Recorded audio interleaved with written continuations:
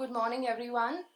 On behalf of Samruddha Bharat Foundation and Penguin India, I welcome you to the launch of The Dalit Truth. This book is the 8th volume in Samruddha Bharat's Rethinking India series. This series has essays from over 150 academics, activists, and policymakers and tries to offer a new vision for India. For anyone interested, all of the books are available outside. Without further ado, I would like to call upon Sri Gurdeep Sapalji, our executive trustee, to come up on stage and deliver the opening remarks.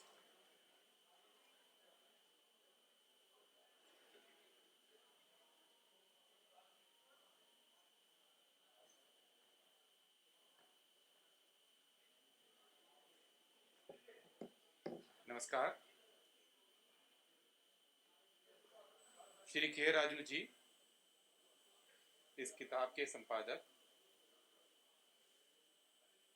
समृद्ध Bharat foundation के सभी ट्रस्टीगण और सभागार में मौजूद विशिष्ट व्यक्ति, हमारे सभी साथी, समृद्ध भारत फाउंडेशन की ओर से मैं आज आप सबका स्वागत करता हूं।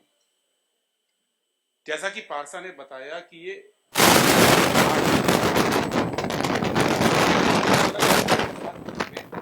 पब्लिश कर चुके हैं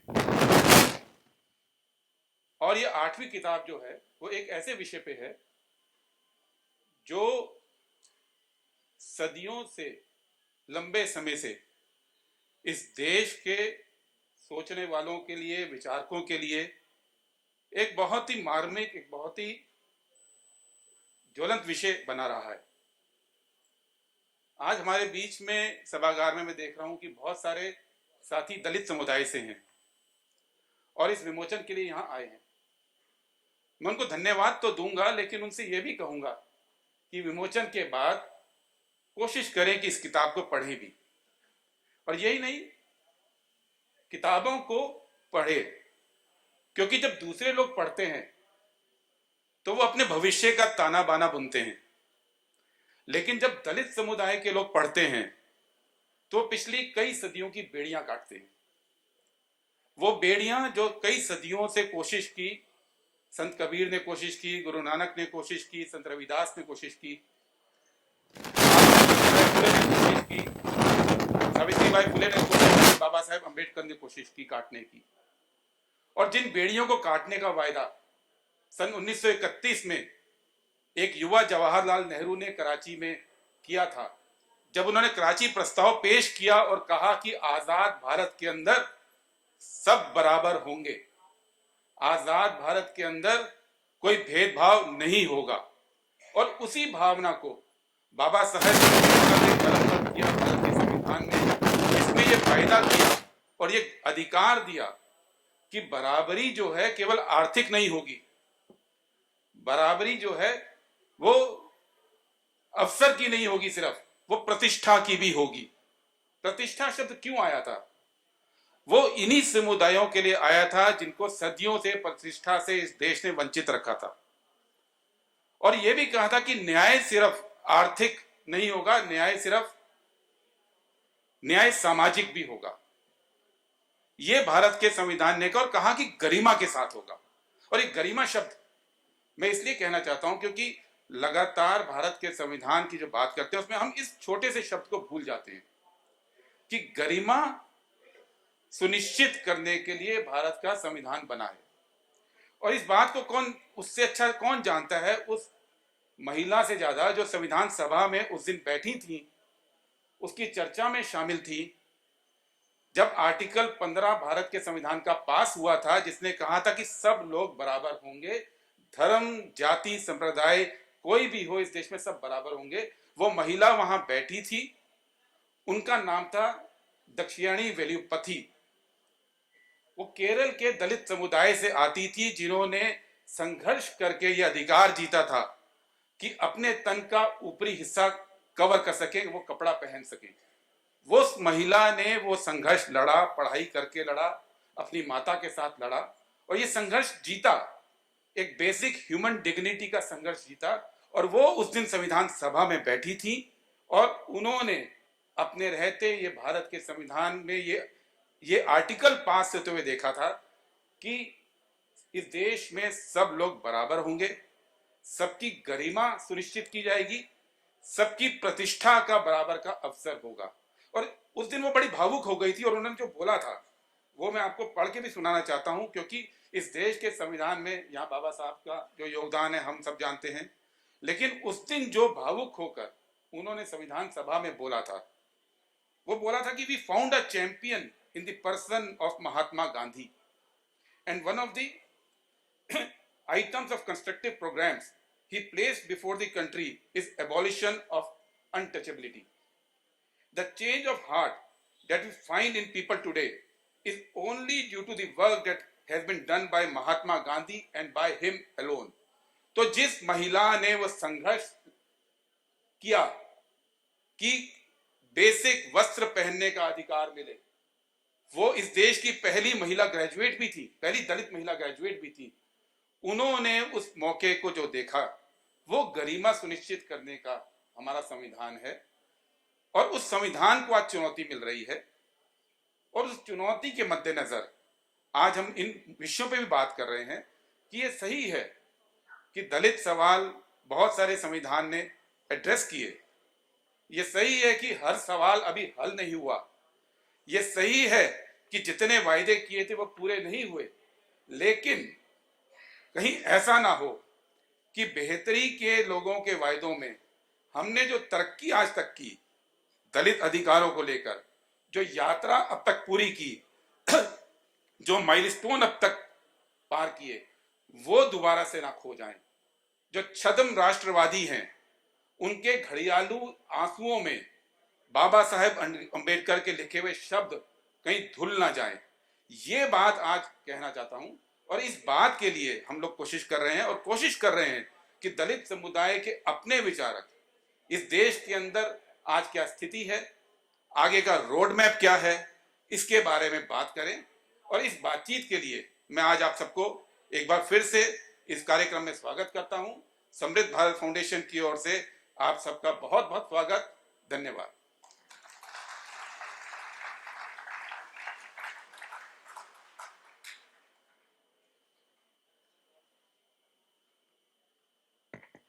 I request everyone to please clear the aisles.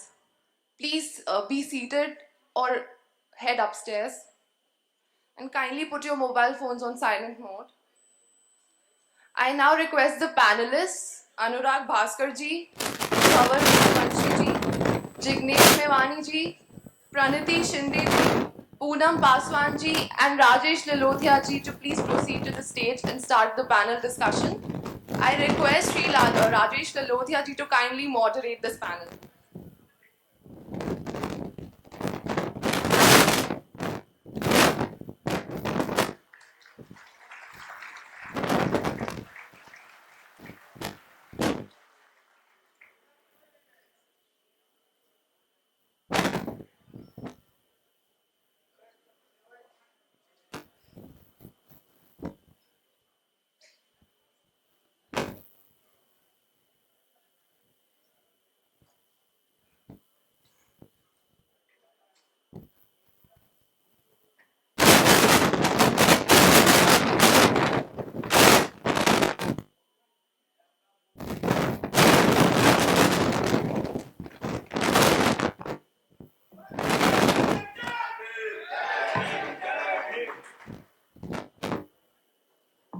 सभी साथियों से निवेदन है कि प्लीज़ अपने मोबाइल स्विच ऑफ कर लें और कोई नारे न लगाएं।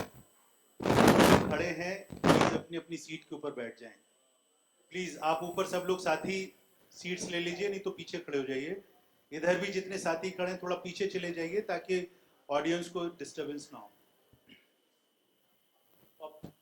मोबाइल्स ऑफ और कोई नारा नहीं।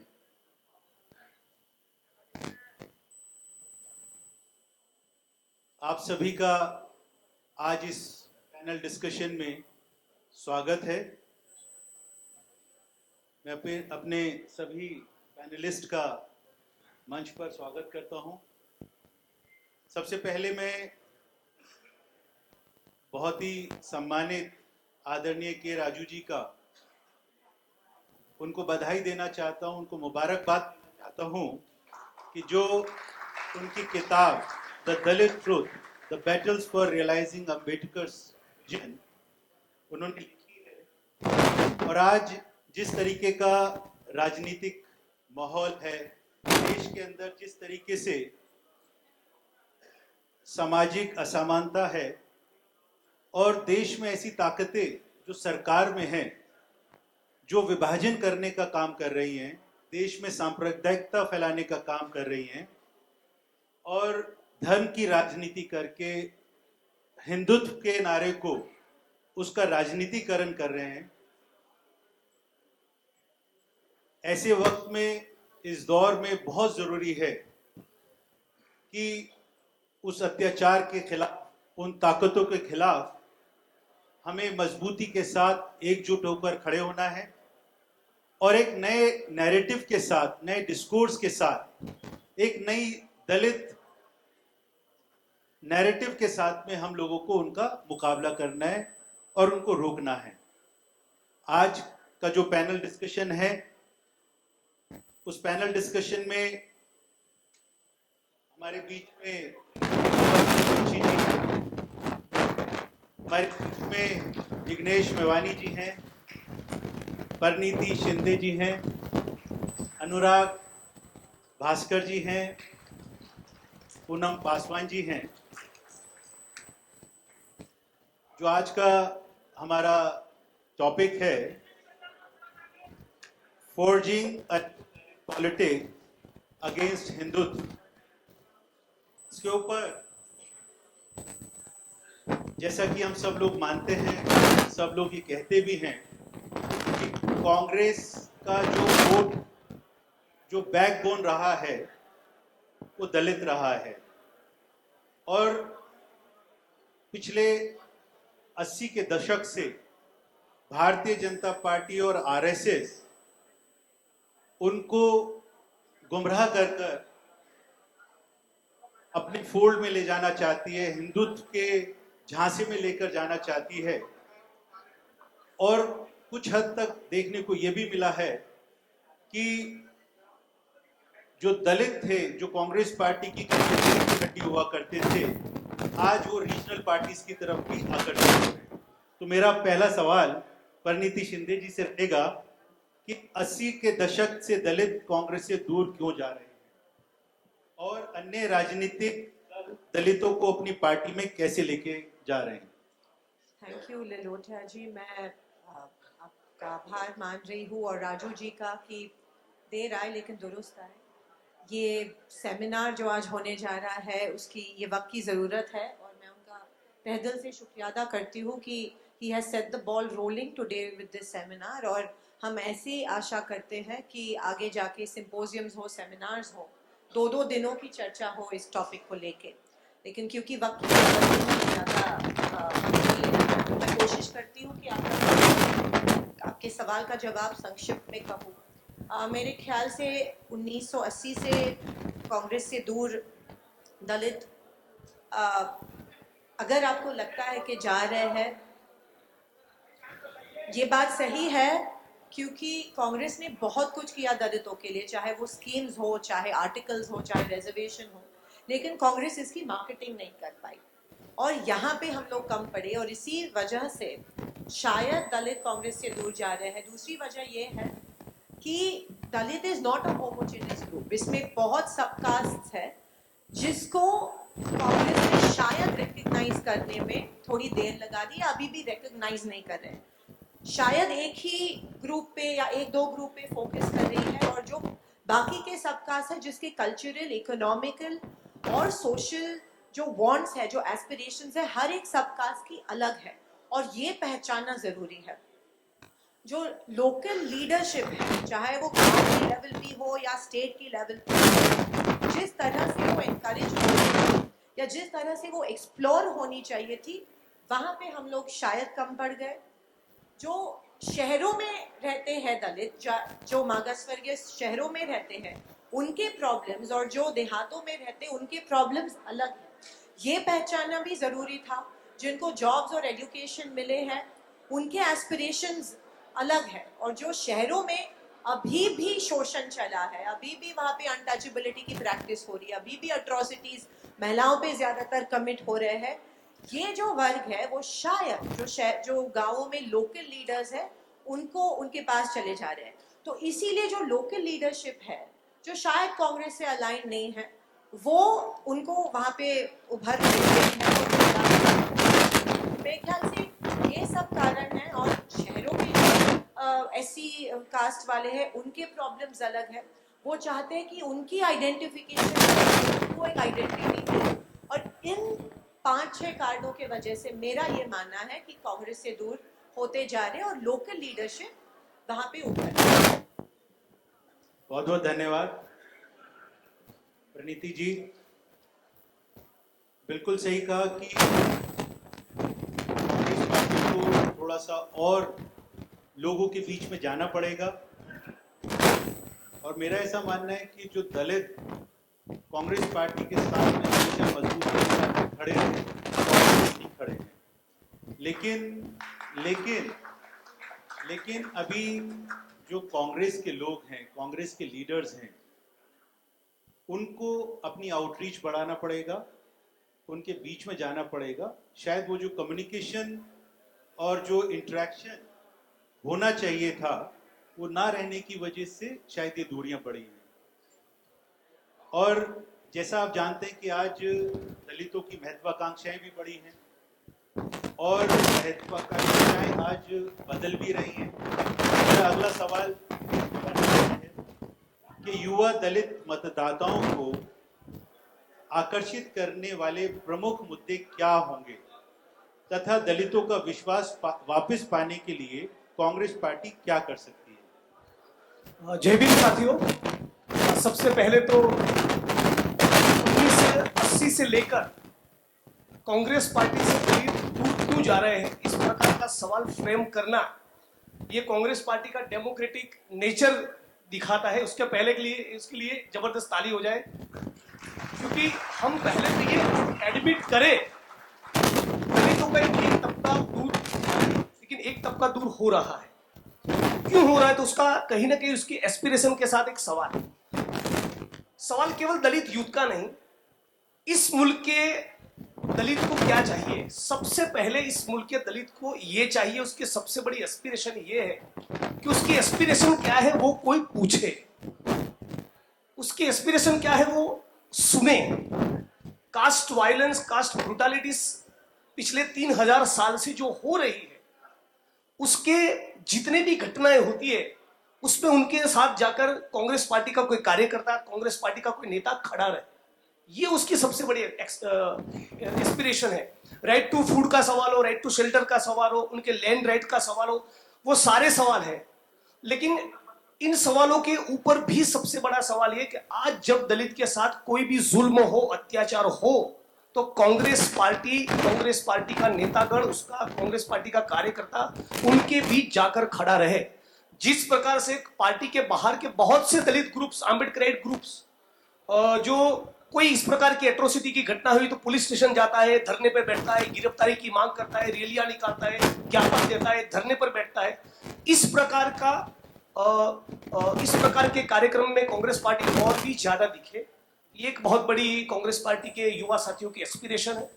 दूसरा कि कांग्रेस पार्टी में जो शहरी जो युवा है उसका एक बहुत बड़ा तबका, उस पर एक एजुकेशन की भूख है, वो कॉम्पिटिटिव एग्जाम्स की प्रिपरेशन करता है, उसके लिए उसको जिस प्रकार के साधन संसाधन चाहिए उस प्रकार की उसकी एस्पिरेशन है। जो एंटरप्रेन्योर्स है उसको इस प्रकार का सपोर्ट चाहिए। लेकिन विशेष तौर पे दलित ज्यादातर गाँव में बसते हैं। आज भी इस मुल्क के करीब 65 से 70% से करीब दलित गाँव में बसते हैं। तो गाँव में बसने वाले दलित और शहरों में बसने वाले जो दलित में ज्यादातर वर्किंग क्लास है, तो शहर में बसने वाला वर्किंग क्लास के जो दलित है उसको तो मिनिमम वेज चाहिए। गांव में बसने वाला जो दलित है उसको कास्ट ब्रूटलिटी से मुक्ति चाहिए और वहां पर उसको खेती के लिए जमीन का टुकड़ा चाहिए। और विशेष तौर पे मैं बार बार इस बात को उठाता रहा हूं, आज भी इस प्लेटफॉर्म से कहूंगा कि सफाई कर्मी चाहे शहर का हो गांव का, आज भी 2021 के 2022 के भारत में 250, 300, 350 रुपए के लिए कोई सफाई कर्मी आज भी गटर में उतरकर मरना पड़े उसको, इससे ज्यादा दर्दनाक परिस्थिति क्या हो सकती है। लेकिन जब भी इस प्रकार की घटनाएं होती है तो पार्टी से ज्यादा जो अम्बेडकराइट ग्रुप्स के साथी है वो ज्यादा सड़कों पर दिखते हैं। तो वो और पार्टी के साथियों के बीच में एक प्रकार से तालमेल बैठे, दोनों एक दूसरे के साथ अलायंस के तौर पे काम करें और सारे इन मुद्दों के ऊपर यदि हम लोग काम करें तो कांग्रेस पार्टी दलितों के जितने भी सवाल है इन सवालों के ऊपर काम करे, ये उनकी सबसे बड़ी एस्पिरेशन है जहां तक कांग्रेस पार्टी के साथ का उनका सवाल है। लेकिन इन जनरल दलितों का एक एस्पिरेशन ये भी है कि उनको पॉलिटिकल रिप्रेजेंटेशन मिले, वो लोग सत्ता में भागीदारी हो, ब्यूरोक्रेसी में जाए, तो इस प्रकार की भी उनकी एस्पिरेशन है। लेकिन ये जो एस्पिरेशंस को डिफाइन करने वाला जो वोकल दलित है वो भी शहरी, middle class, urban, college university से ग्रेजुएटेड जो तबका है वो है। लेकिन ज्यादातर दलित गांव में बसने वाले हैं, उसको तो रोटी चाहिए और आत्मसम्मान चाहिए। धन्यवाद जिग्नेश जी।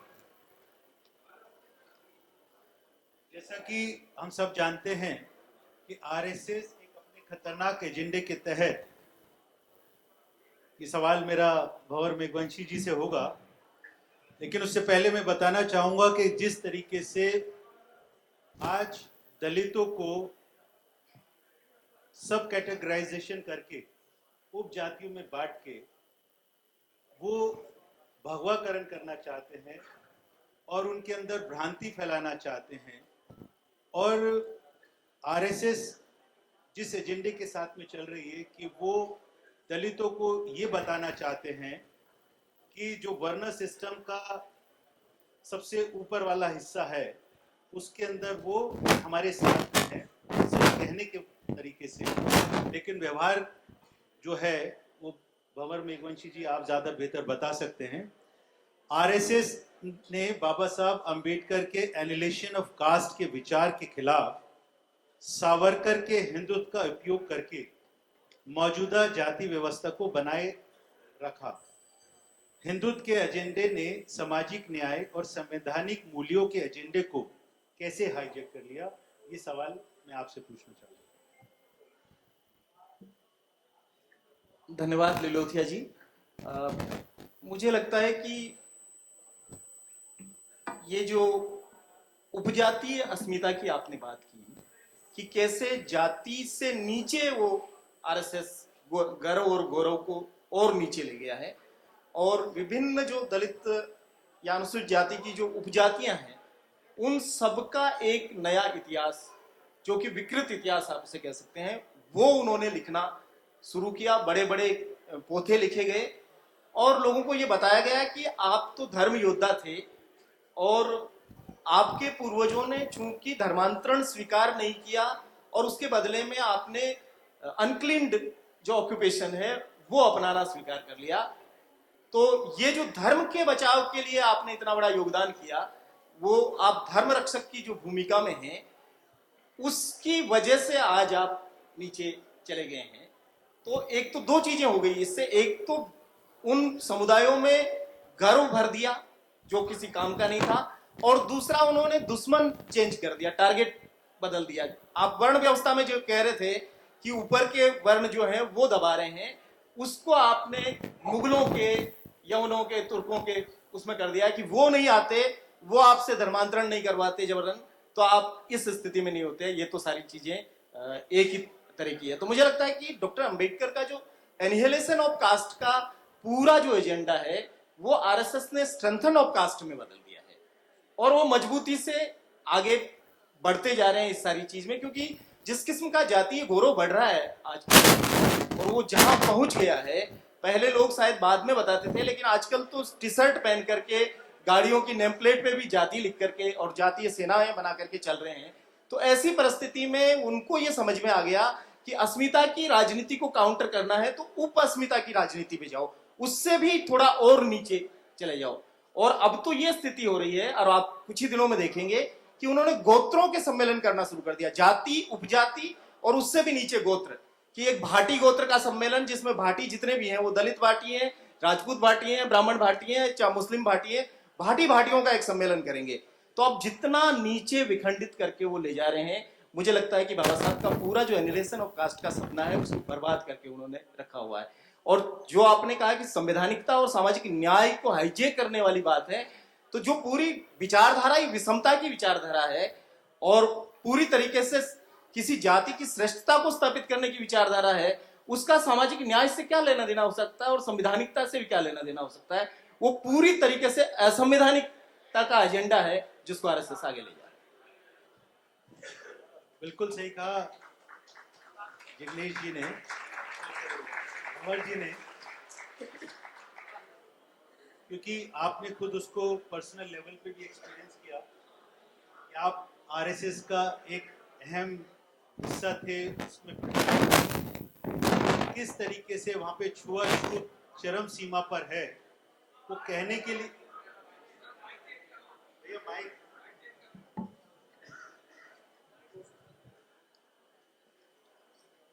मुझे याद है कि भंवर जी आरएसएस के साथ काफी करीब तरीके से जुड़े रहे और एक अब वक्त ऐसा आया कि आरएसएस के लोग जब उनके घर पर गए और वहां पर भोजन करना था तो उन्होंने वो भोजन ना करने के लिए एक बहाना बनाया और कहा कि वो भोजन हमारा पैक कर दीजिए, हम बाद में खा लेंगे। भंवर जी को तब तक समझ में नहीं आया कि ऐसा क्यों कर रहे हैं, लेकिन जब शाम को उन्होंने देखा कि वो सारा खाना जो आरएसएस के बड़े बड़े नेता इनके घर पर आए थे और पैक करवाया था, उसको उनके घर से थोड़ा सा दूर एक गली के ऊपर इकट्ठा कर दिया और उसको खाना नहीं खाया। और शायद उस वक्त में ही भंवर मेघवंशी जी को समझ में आया कि आरएसएस जो बात करती है उसकी कथनी में और करनी में बहुत फर्क है। इन लोगों ने भारतीय जनता पार्टी का अपना राष्ट्रीय अध्यक्ष दलित जरूर बनाया, उन्होंने राष्ट्रपति का चयन दलित समुदाय से जरूर किया, लेकिन वो सिर्फ एक दिखावा है। लेकिन जब छुआछूत की बात आती है तो उसके ऊपर उनको ये करने में एक खुशी महसूस होती है। पूनम पासवान जी, आप बिहार से संबंध रखती हैं और बिहार में आपके साथ में मुझे काम करने का भी मौका मिला। मैं अगर दलित बहुजन राजनीति की बात करूं और चुनावी संदर्भ की बात करूं तो दलित समाज के वोट को और बहुजन समाज के लोगों को के संदर्भ में राजनीतिक दलों में उनका कितना महत्व है? बिल्कुल, राजनीतिक में कांग्रेस पार्टी में 70 के दशक के बाद हमारे कांग्रेस पार्टी में दलित नेता बने और 80 के बाद जो क्षेत्रीय पार्टी में जो दलित नेता का जो उदय हुआ, बिहार में अच्छी तरह जान रहे हैं कि रामविलास पासवान जी, उसके बाद 80 के बाद यूपी में मायावती जी, काशीराम जी, ऐसे नेता का क्षेत्रीय दल का उदय हुआ। लेकिन हमारे पार्टी में दलित लीडर काफ़ी रहे, सुशील कुमार सिंधे जी, मीरा कुमार जी, जगजीवन बाबू, ये सारे लीडर हमारे कांग्रेस पार्टी से रहे। लेकिन जो कनेक्टिविटी हमारे दलितों के बीच होनी चाहिए वो हम लोग को धीरे धीरे उसको हम लोग, क्योंकि दलित चाहते हैं, क्योंकि हम भी गांव से आते हैं, दलित ये चाहते हैं कि जो हमारे नेता, चाहे हमारे जो नेता हैं वो हमारे बीच हमारी बात करें, हमारी भाषा को बोले और हमारी बातों को उठाएं। लेकिन हम लोगों ने धीरे धीरे बात को उठाना, सड़कों पे लाना हमने कम कर दिया, जिसके कारण क्षेत्रीय दलों में दलितों नेताओं का उदय हुआ और उनकी भाषा उन्होंने बोलना शुरू किया और उनकी बातों को सड़क पर उठाने का काम किया। आज भाजपा क्यों हर स्टेट में हो या देश लेवल पे हो, वो क्यों आ रही? क्योंकि उनके साथ एक हिंदू, हम लोग दलित हैं, दलित में हिंदू भी हम लोग अपने आप को मानते हैं और मानना भी चाहिए। अगर हम कहें दलितों के हम हिंदूवादी को लाके उन्होंने बीजेपी मीन्स हिंदू को जोड़ने का उन्होंने हिंदूवादी नाम देके दलितों को जोड़ने का काम किया। लेकिन उन्हें लगा कि शायद हमारा नैया ये भाजपा ही पार करेंगे और भाजपा ही हमारे लिए कुछ कर सकते हैं। लेकिन आप देख लीजिए कि भाजपा में दलितों नेता का एक भी ऐसा चेहरा जो दलित नेता भाजपा में हो नहीं है। लेकिन कांग्रेस ने जो दलितों के लिए काम किया, लेकिन हम लोगों को कनेक्टिविटी नहीं जुड़ने के कारण धीरे धीरे दलित कांग्रेस पार्टी से दूर होती चली गई। लेकिन हमें कांग्रेस पार्टी में जोड़ने के लिए अगर जब जिस पार्टी में दलित जुड़ती है उसी पार्टी की सरकार होती है, चाहे राज्य स्तर से हो चाहे आप नेशनल स्तर से आप देख लीजिए। तो उसके लिए हम लोगों को जमीन पे जाने की जरूरत है, उनके घर तक जाने की जरूरत है। जब तक हम दरवाजे तक नहीं जाएंगे तब तक कांग्रेस में दलित को हम लोग नहीं जोड़ पाएंगे। जोड़ने का एकमात्र है कि हम लोगों को उनकी बात करनी पड़ेगी और इन्हें बताने पड़ेगी कि कांग्रेस पार्टी ने दलितों के उत्थान के लिए क्या क्या किया। आज चाहे क्षेत्रीय स्तर से सरकार हो चाहे आप देश स्तर से सरकार हो, दलितों के जो अधिकार है उनको धीरे धीरे समाप्त हो रही है। उन्हें हमें बताने की जरूरत है, तभी हम समझते हैं कि कांग्रेस पार्टी में दलित का जुड़ाव होगी और उनकी महत्व हम लोगों को भी कांग्रेस पार्टी में उनकी महत्व को हम लोगों को जैसे दलितों में कई समुदाय हैं। बिहार में ले लीजिए कि दलित को महादलित में अलग करने का काम नीतीश कुमार जी ने किया। आज दलित समुदाय महादलित के लिए उन्होंने कुछ ऐसा जो कार्य होना चाहिए बहुत ऐसा कार्य नहीं किया, लेकिन एक तबके का दलित आज उनके साथ जुड़े हुए हैं। तो इसी तरह से हम लोगों को भी सभी दलित समुदाय को एकजुट में एक सूत्र में बांधना होगा और सभी को हक अधिकार कांग्रेस पार्टी से दिलानी होगी। तभी हम समझते हैं उनको हम लोगों को जोड़ पाएंगे, हर दलित को जोड़ पाएंगे कांग्रेस पार्टी में। यही हमारी राय है और यही हमारी सुझाव है। इसके लिए आप लोग मुझे मौका दिया, इसके लिए बहुत बहुत धन्यवाद। बिल्कुल, पूनम जी ने बहुत विस्तार से इसके ऊपर अपनी बात रखी। मेरे नजरिए में प्लीज मेरा आप सब लोगों से निवेदन है, प्लीज थोड़ा सा शांत रहिए। एक इम्पॉर्टेंट डिस्कशन है एक ऐसे वक्त में कि जब हमारे को विभाजनकारी जो ताकतें हैं देश में उनके सामने लड़ना है, उनको रोकना है। तो बहुत जरूरी है कि हम आपस में विचारों का आदान प्रदान करें और सब साथियों की बात सुने प्लीज। अगर मैं बात करूं दलित बहुजन राजनीति की, तो मेरा मानना है कि SC, ST, OBC माइनॉरिटी ये बहुजन 85% देश की जनसंख्या है। और मेरा ये भी मानना है कि अगर ये दलित बहुजन एक हो जाएं, इनमें एकता आ जाए, संगठित हो जाएं, तो मैं बड़े दावे से कह सकता हूं देश में बहुजन राज करेगा। अनुराग भास्कर जी, मेरा आपसे एक सवाल है, क्योंकि आप विदेश से पढ़कर आए हैं और दलित पॉलिटिक्स में एक अपनी मजबूत आवाज बनकर लोगों के बीच में काम कर रहे हैं। वर्तमान केंद्र सरकार ने दलितों को सशक्त बनाने के लिए जो वायदे किए थे उन्हें जरा भी पूरा नहीं किया। भाजपा के घोषणा पत्र में किए गए झूठे वादों को आप किस तरीके से देखते हैं? Thank you Rajesh ji, thank you Raju sir. आपने इस किताब में कई सारे महत्वपूर्ण मुद्दों को इंक्लूड किया है। तो मैं जो प्रश्न आपने पूछा है इसका पूर्ण रूप से उत्तर देने के लिए ये कहना चाहता हूँ कि जब भी बहुजन दलित अधिकारों की बात होगी तो कुछ महत्वपूर्ण मुद्दे हैं जिनको हमें ध्यान में रखकर ही किसी सरकार का आकलन करना पड़ेगा। तो वो अहम मुद्दे क्या हैं, ये हमें सबसे पहले समझना होगा। जो दलित समाज के लिए सबसे महत्वपूर्ण राइट्स बेस्ड जो मुद्दे हम कहते हैं कि शिक्षा, रोजगार और अत्याचार से बचाव, ये 3 मुद्दों पर कोई भी सरकार कैसा काम कर रही है, तो इसी बात से हम उसका आकलन कर सकते हैं। तो पिछले अगर हम कुछ वर्षों को देखें तो इन मुद्दों पर सरकार विफल रही है। हम देखें कि जो अनुसूचित जाति और जनजाति के लिए वित्तीय बजट होना चाहिए, आदर्श के रूप में जितनी उनकी जनसंख्या है उसी अनुपात में वो बजट एलोकेट होना चाहिए।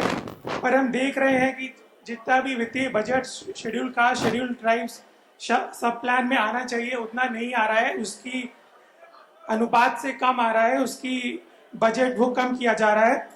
तो इस बजट के कम होने से कुछ डायरेक्ट इम्पैक्ट हो रहा है। वो डायरेक्ट इम्पैक्ट शिक्षा में हो रहा है कि जो बहुजन समाज से आए लोग हैं, दलित समाज से आए लोग हैं, उनको समय पर स्कॉलरशिप नहीं मिल रही है, जिसकी वजह से वो अपनी पढ़ाई ढंग से नहीं कर पा रहे हैं। स्कॉलरशिप नहीं मिल रही है या अन्य सुविधाएं नहीं मिल रही हैं, जिसकी वजह से शिक्षा में एक कमी आ रही है। इसके साथ साथ जो वादे किए गए थे कि एंटरप्रेन्योरशिप दिया जाएगा, मैनुअल स्कैवेंजिंग यानी मैला धोने की प्रथा को कम किया जाएगा, ये सब वादे भी नहीं पूरे किए गए हैं। पिछवाड़ा जी बैठे हैं यहाँ पर, वो बताएंगे, वो काम करते रहे हैं तो वो बेहतर जानिए। बट आंकड़े कहते हैं कि मैला ढोने की प्रथा अभी भी चली आ रही है, इस पर सरकार विफल रही है। एट्रोसिटी के केसेस में कोई कमी नहीं आई है। किसी भी सरकार से, चाहे राज्य सरकार, राज्य में किसी भी सरकार हो या केंद्र सरकार हो, तो ये उम्मीद की जाती है कि सामाजिक रूप से जो अत्याचार होते हैं दलितों पर, आदिवासियों पर, वो कम होंगे।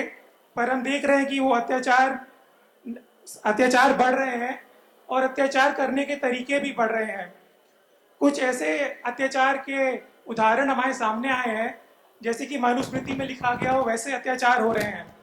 तो इन सब मुद्दों पर समाज और सरकार विफल रहा है और दलितों और बाकी समुदायों के बीच में जो अनेक मापदंडों पर जो अगर कोई असेसमेंट किया जाए तो उसमें भारी अंतर है।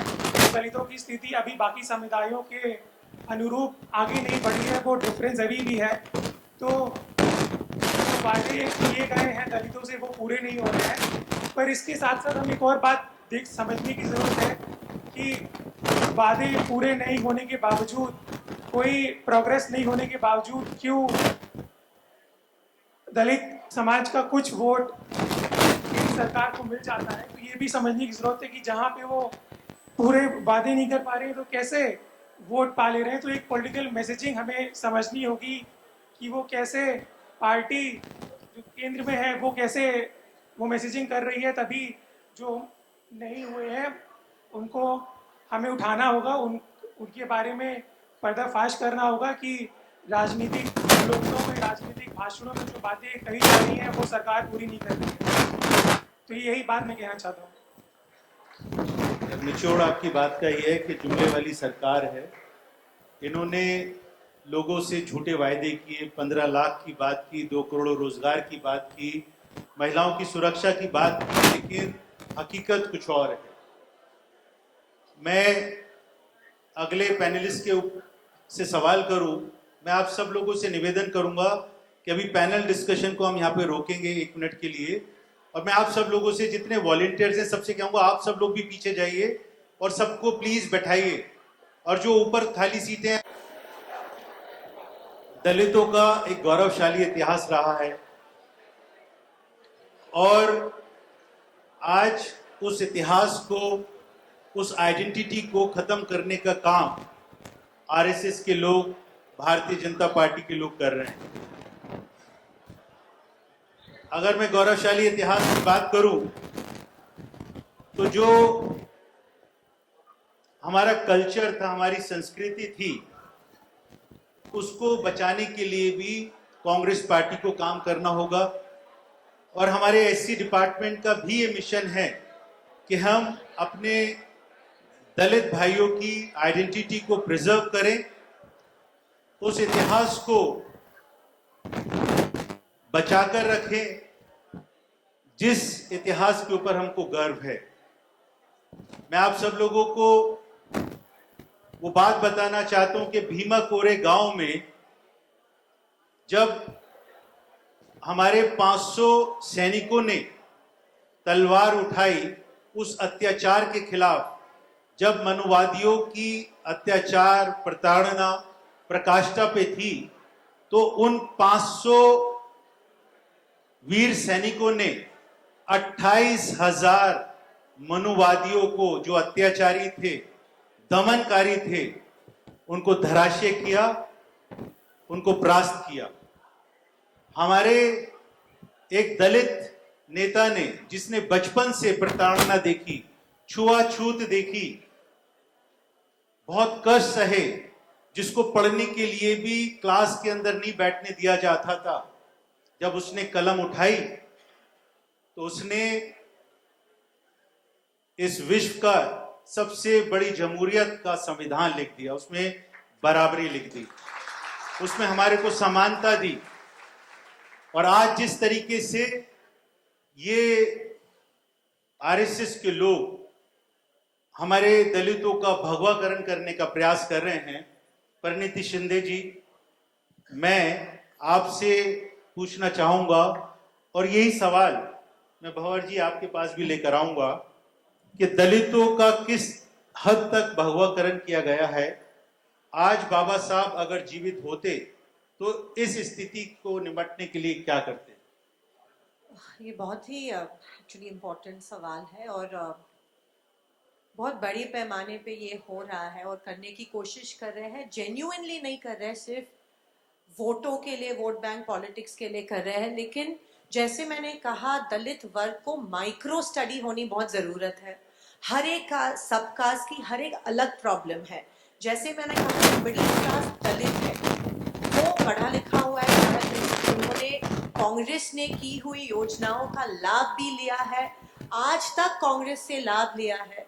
लेकिन क्योंकि अभी आइडेंटिटी क्राइसिस से जा रहा है, क्योंकि अभी वो चाहते हैं कि किसी के साथ आइडेंटिफाई, उनको एक होने की ज़रूरत है, इसीलिए शायद वो बीजेपी की तरफ, एक आइडेंटिटी क्राइसिस है। दे नीड टू फील कि उनके लिए कोई है शहर में रहने वाले, और बीजेपी इनको लुभा रही है, इनको एक तरह का हिंदुत्व की तरफ लेने की कोशिश कर रही है, क्योंकि ये थोड़े पढ़े लिखे हैं और योजनाओं का फायदा लिया है। लेकिन जो गांव में है, जो अभी भी शोषित है, जिनके ऊपर अभी भी अन्याय अत्याचार कर रहे, इनके लिए वैक्यूम है।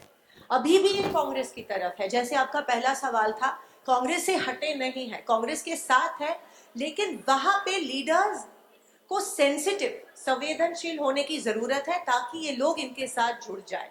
ये जैसे इनको छोड़ दिया है एक तरफ, ऐसी ही मानसिकता इनमें तैयार हुई है, और इनको लेना, इनको साथ लेके चलना आई थिंक अभी जरूरत है।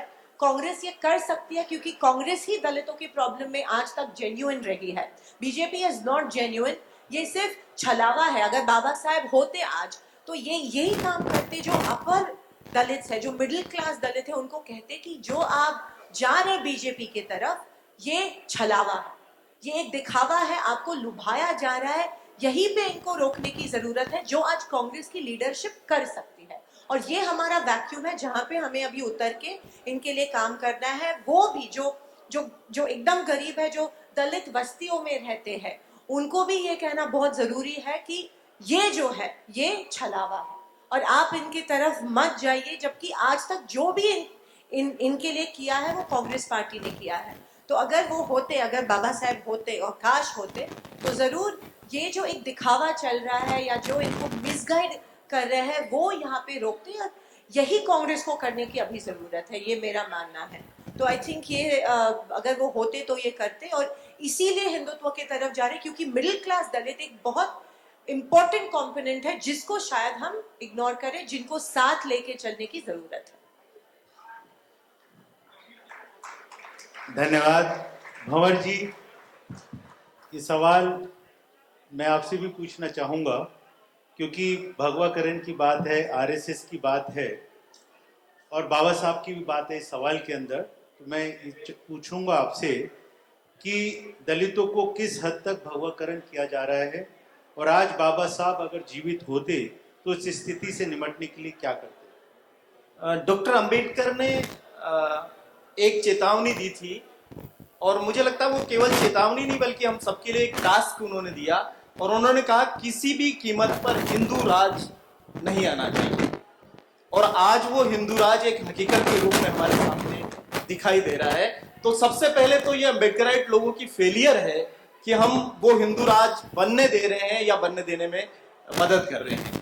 दूसरा मुझे लगता है कि ये जो भगवाकरण वाला जो शब्द है इस पर जरूर हमें दोबारा सोचना चाहिए। बहुत सारी दलित जातियां ऐसी जगहों से आती है जिनके पहनावे में भगवा वो पहनते हैं। बहुत सारी, आप अगर डीएनटी की कई जातियों को देखेंगे तो पूरा भगवा भी पहनते हैं, भगवा पट्टा भी बांधते हैं। हमारे ख्वाजा साहब का तो रंग ही चिश्तिया है जो कि भगवा है।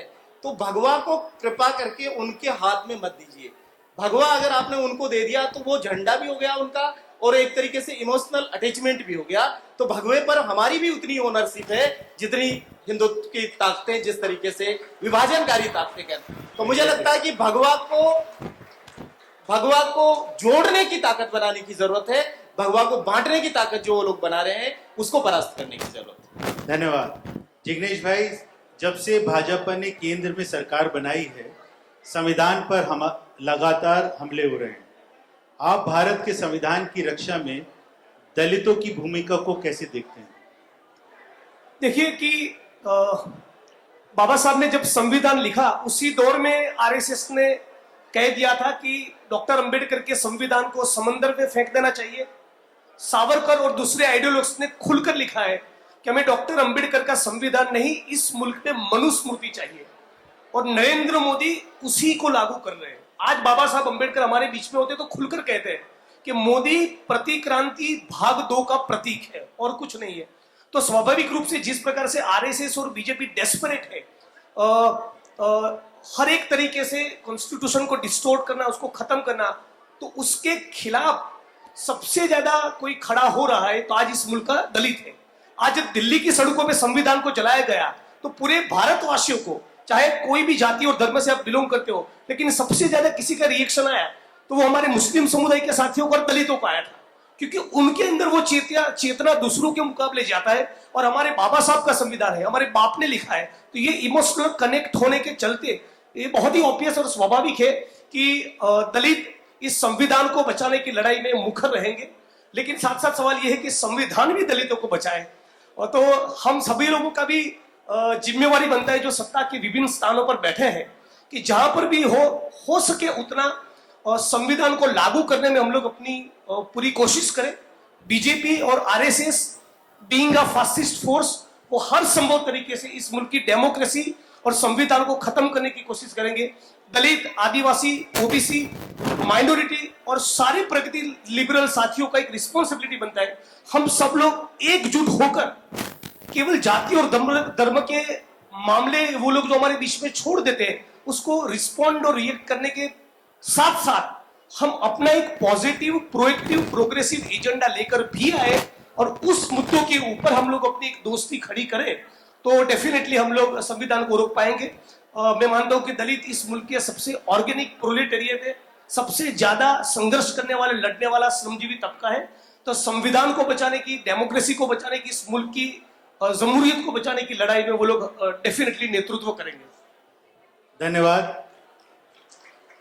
अनुराग भास्कर जी, आपके अनुसार सोशल और पॉलिटिकल संस्थाओं में दलितों के प्रतिनिधित्व का क्या महत्व है?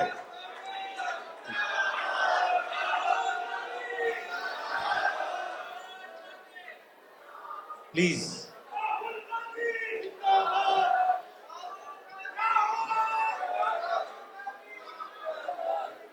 हमारे बीच में राहुल गांधी जी हमारे बीच में हैं।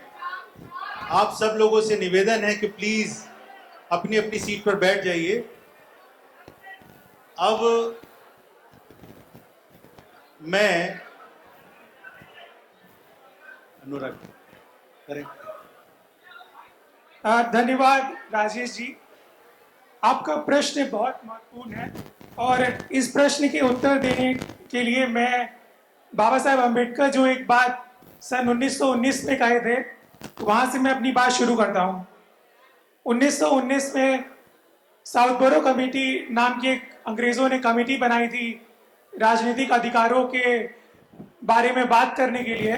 जब बाबा साहेब अम्बेडकर उस कमेटी के सामने अपने सबमिशंस रखने गए तो बाबा साहेब अम्बेडकर ने कहा कि सभी अनटचेबल्स, उस समय उन्होंने बोला कि सभी दलितों को बराबर की राजनीतिक अधिकार और प्रतिनिधित्व देने की जरूरत है, क्योंकि ऐसा करने से ना कि सिर्फ इन लोगों को अधिकार मिलेगा बल्कि एक राजनीतिक भावना भी जागेगी, एक पॉलिटिकल कॉन्शियस भी जागेगी। तो 1919 से 1956 तक बाबा साहेब जितनी भी बात किए तो प्रतिनिधित्व क्वेश्चन पे कभी भी कॉम्प्रोमाइज नहीं किए। प्रतिनिधित्व क्वेश्चन ऐसा है जो बाबा साहेब के लिए प्रजातंत्र की परिकल्पना से जुड़ा हुआ है। It's a question of imagination of democracy, कि आप प्रजातंत्र की परिकल्पना प्रतिनिधित्व के प्रश्न के बगैर कर ही नहीं सकते हैं। तो ये बात मैं कहना चाहता हूँ। और एक और बात बाबा साहब की दोहराना चाहता हूँ कि 1930 में जब लंदन में राउंड टेबल कॉन्फ्रेंस में बाबा साहेब अम्बेडकर गए थे तो उन्होंने एक बहुत मजबूत स्टेटमेंट दिया और वो आज की हर सरकार पर लागू होता है। उन्होंने कहा कि a responsible government is the one which is representative, यानी कि एक जिम्मेदार सरकार वही है जिसमें प्रतिनिधित्व दिया गया हो, ना कि सिर्फ सरकार के लेवल पे बल्कि हर लेवल पे, चाहे अधिकारी के लेवल पे हो या जुडिशरी में हो।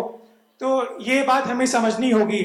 तो यही बात जो सवाल है कि सामाजिक और राजनीतिक संस्थाओं में क्या महत्व है, तो मैं कहूँगा कि responsible institutions are those which are representative, यानी कि जिम्मेदार राजनीतिक पार्टियां और संस्थाएं वही हैं जहां प्रतिनिधित्व दिया गया हो, हर लेवल पे दिया गया हो, ना कि सिर्फ एक विभाग में दिया गया हो। तो हमें ये समझना होगा, हमें टोकन रिप्रेजेंटेशन से आगे बढ़ना होगा। हमें जितनी भी प्रतिनिधित्व दे सके, हर लेवल पे दे सके, मुख्य धारा की लीडरशिप में दे सके, ये हमें समझना होगा। और आखिरी बात ये कहना चाहता हूँ कि बिना प्रतिनिधित्व दिए, बिना रिप्रेजेंटेशन दिए आप इन समुदायों के लिए पॉलिसी बना ही नहीं सकते हैं। यह एक मौलिक प्रश्न है जो समझना होगा कि बिना उनका परिप्रेक्ष्य जाने, बिना उनकी भावनाएं जाने आप सरकार कैसे चला सकते हैं, कोई भी पार्टी सरकार या पार्टी कैसे चला सकती है, यह समझना होगा। तो इन बातों को कहते हुए मैं कहता हूँ कि प्रतिनिधित्व क्वेश्चन बहुत ज़्यादा महत्वपूर्ण है, हर लेवल पे इसकी बात करनी चाहिए। धन्यवाद। अब मैं सभी पैनलिस्ट से निवेदन करूंगा कि अपनी अपनी बात 1 मिनट के अंदर समाप्त करें। और मैं राहुल जी को भी बताना चाहूँगा कि पिछले 45 मिनट से हम लोगों का जो पैनल डिस्कशन चल रहा है, forging a new Dalit politics against Hindutva, उसको हम लोगों ने अलग अलग मुद्दे के ऊपर बात की और बहुत सारे विचार आए। मैं अब निवेदन करूंगा पूनम पासवान जी से कि 1 मिनट में सब जो आपने बात कही है उसको समाप्त करें। निश्चित तौर पे अंबेडकर जी जो संविधान बनाए, आज भाजपा की सरकार उन्हें खंडित करने का काम कर रहे हैं। आप देख रहे होंगे कि कई राज्यों में उनकी प्रतिमा को खंडित किए जा रहे हैं, कहीं उनकी तस्वीरों को तोड़ा जा रहा है। तो जिस आधार पे आपने सरकार बनाई देश में, क्योंकि जब तक दलित भाजपा के साथ नहीं गई तब तक उनकी सरकार नहीं बनी है। और कई राज्यों में भी सरकार बनी है तो दलित उनकी अहम भूमिका सरकार की रही है। लेकिन आज बाबा साहब के मानने वाले हम लोग रहनुमा हैं, हम लोग उनको पूछते हैं और उनकी प्रतिमा को आप खंडित करने का काम करते हैं और कहते हैं कि मैं दलित का रहनुमा हूं, दलित का साथ हूं, दलित हिंदू है, लेकिन आप उनके मानसिकता पर कब्जा कर चुके हैं। उन्हें उस कब्जा को बदलना है और ये हमें कहना है कि कांग्रेस पार्टी ही है जो आपको हक और अधिकार देने का काम किया है भविष्य में, और हम लोग करने का काम करेंगे। उनके घर तक, दरवाजे तक हमें जाने की जरूरत है। तभी हम समझते हैं कि हिंदू को हम लोग एकजुट कर सकते हैं, और कांग्रेस पार्टी को हिंदू में अगर आती है, मुझे लगता है 2024 में कांग्रेस पार्टी की सरकार बनने में काफी भूमिका निभाएगी और निश्चित तौर पे बनेगी। इसी के साथ आपने मुझे समय दिया, इनके लिए बहुत बहुत धन्यवाद। जय हिंद, जय कांग्रेस, जय भीम। मेरा जिग्नेश जी से निवेदन है कि 1 मिनट में प्लीज सम अप करें। मैं पहले सवाल का जवाब अधूरा दिया था, तो मैं 3 मिनट लूंगा। नहीं, उसको हाँ, ठीक है। Just announce. साथियों, आरएसएस और बीजेपी इतने सालों में क्या किए हैं और वो क्या करेंगे हम लोग जानते हैं। सवाल ये है कि इस ऑडिटोरियम में हम जो भी 500-700 लोग यहां उपस्थित हैं, क्या बाकी के अपने जीवन में हम केवल 2 गांवों में से छुआछूत को खत्म कर सकते हैं? क्या हम इस प्रकार का मुल्क चाहते हैं कि जिसमें छुआछूत और भी आने वाले 50, 70, 100 साल तक जिंदा रहे? बात केवल पार्टियों की नहीं, बात हम सबके नागरिक और इंसान होने की है। आज मॉब लिंचिंग होता है किसी मुसलमान का और आदिवासी का, तो मुझे शेड्यूल कास्ट से बिलोंग करने वाले व्यक्ति को वही दर्द महसूस होना चाहिए। यदि वो मैं दर्द महसूस नहीं करता, तो दलितों के प्रति दूसरे समुदाय के दर्द वो दर्द महसूस नहीं करेंगे। तो हम सबका एक कलेक्टिव ये विजन होना चाहिए कि बहुत हो गया, अब इस मुल्क में एनाइलेशन ऑफ कास्ट होना चाहिए। जाति निर्मूलन ही दलित आंदोलन का अंतिम लक्ष्य होना चाहिए, और इसमें कांग्रेस पार्टी बहुत कुछ कर सकती है। एक भी सफाई कर्मी गटर में उतरकर ना मरे, उस प्रकार के इक्विपमेंट्स इन्वेंट हो चुके हैं, हम लोग उसको ला सकते हैं।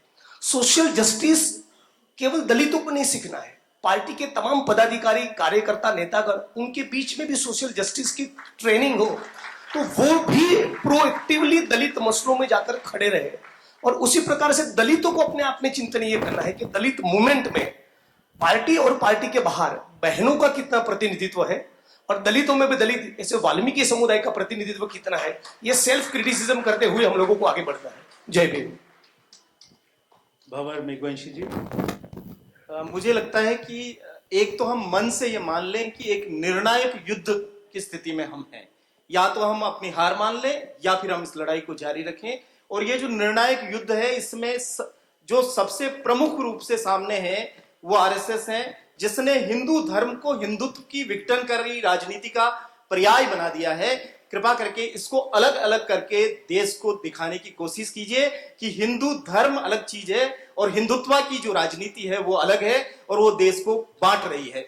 तो आप जब तक दुश्मन को चिन्हित करके उसकी आंख में आंख डाल के बात नहीं करेंगे, छुप करके बात करेंगे, तब तक मुझे लगता है कि कुछ होने जाने वाला है नहीं। वो हर रोज बढ़ रहा है। अभी हरिद्वार में बैठ करके उन्होंने जो 5 एजेंडा लिया, उसमें 5वां एजेंडा उनका ये है कि दलितों को ज्यादा से ज्यादा अपने साथ लेकर के आना है। तो हम केवल बात करते रह जाएंगे और वो जिस तरीके से आगे ले जा रहे हैं उस तरीके से वो ले जाते रहेंगे।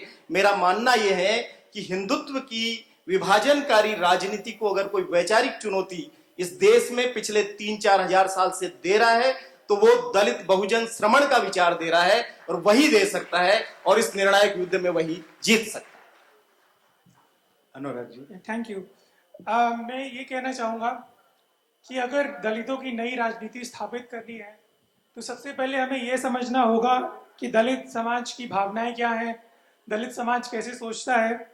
तो ये महत्वपूर्ण बात इसमें यह है कि हम दलितों को जब हम पॉलिटिक्स में सोचते हैं, तो सिर्फ उनको एक वनरेबल ग्रुप यानी वंचित समुदाय की तरह ना समझें, हम उनको एक पॉलिटिकल कॉन्शियस कम्युनिटी की तरह समझें, जिनमें राजनीतिक भावनाएं हैं, वो राजनीति को जानते हैं, समझते हैं।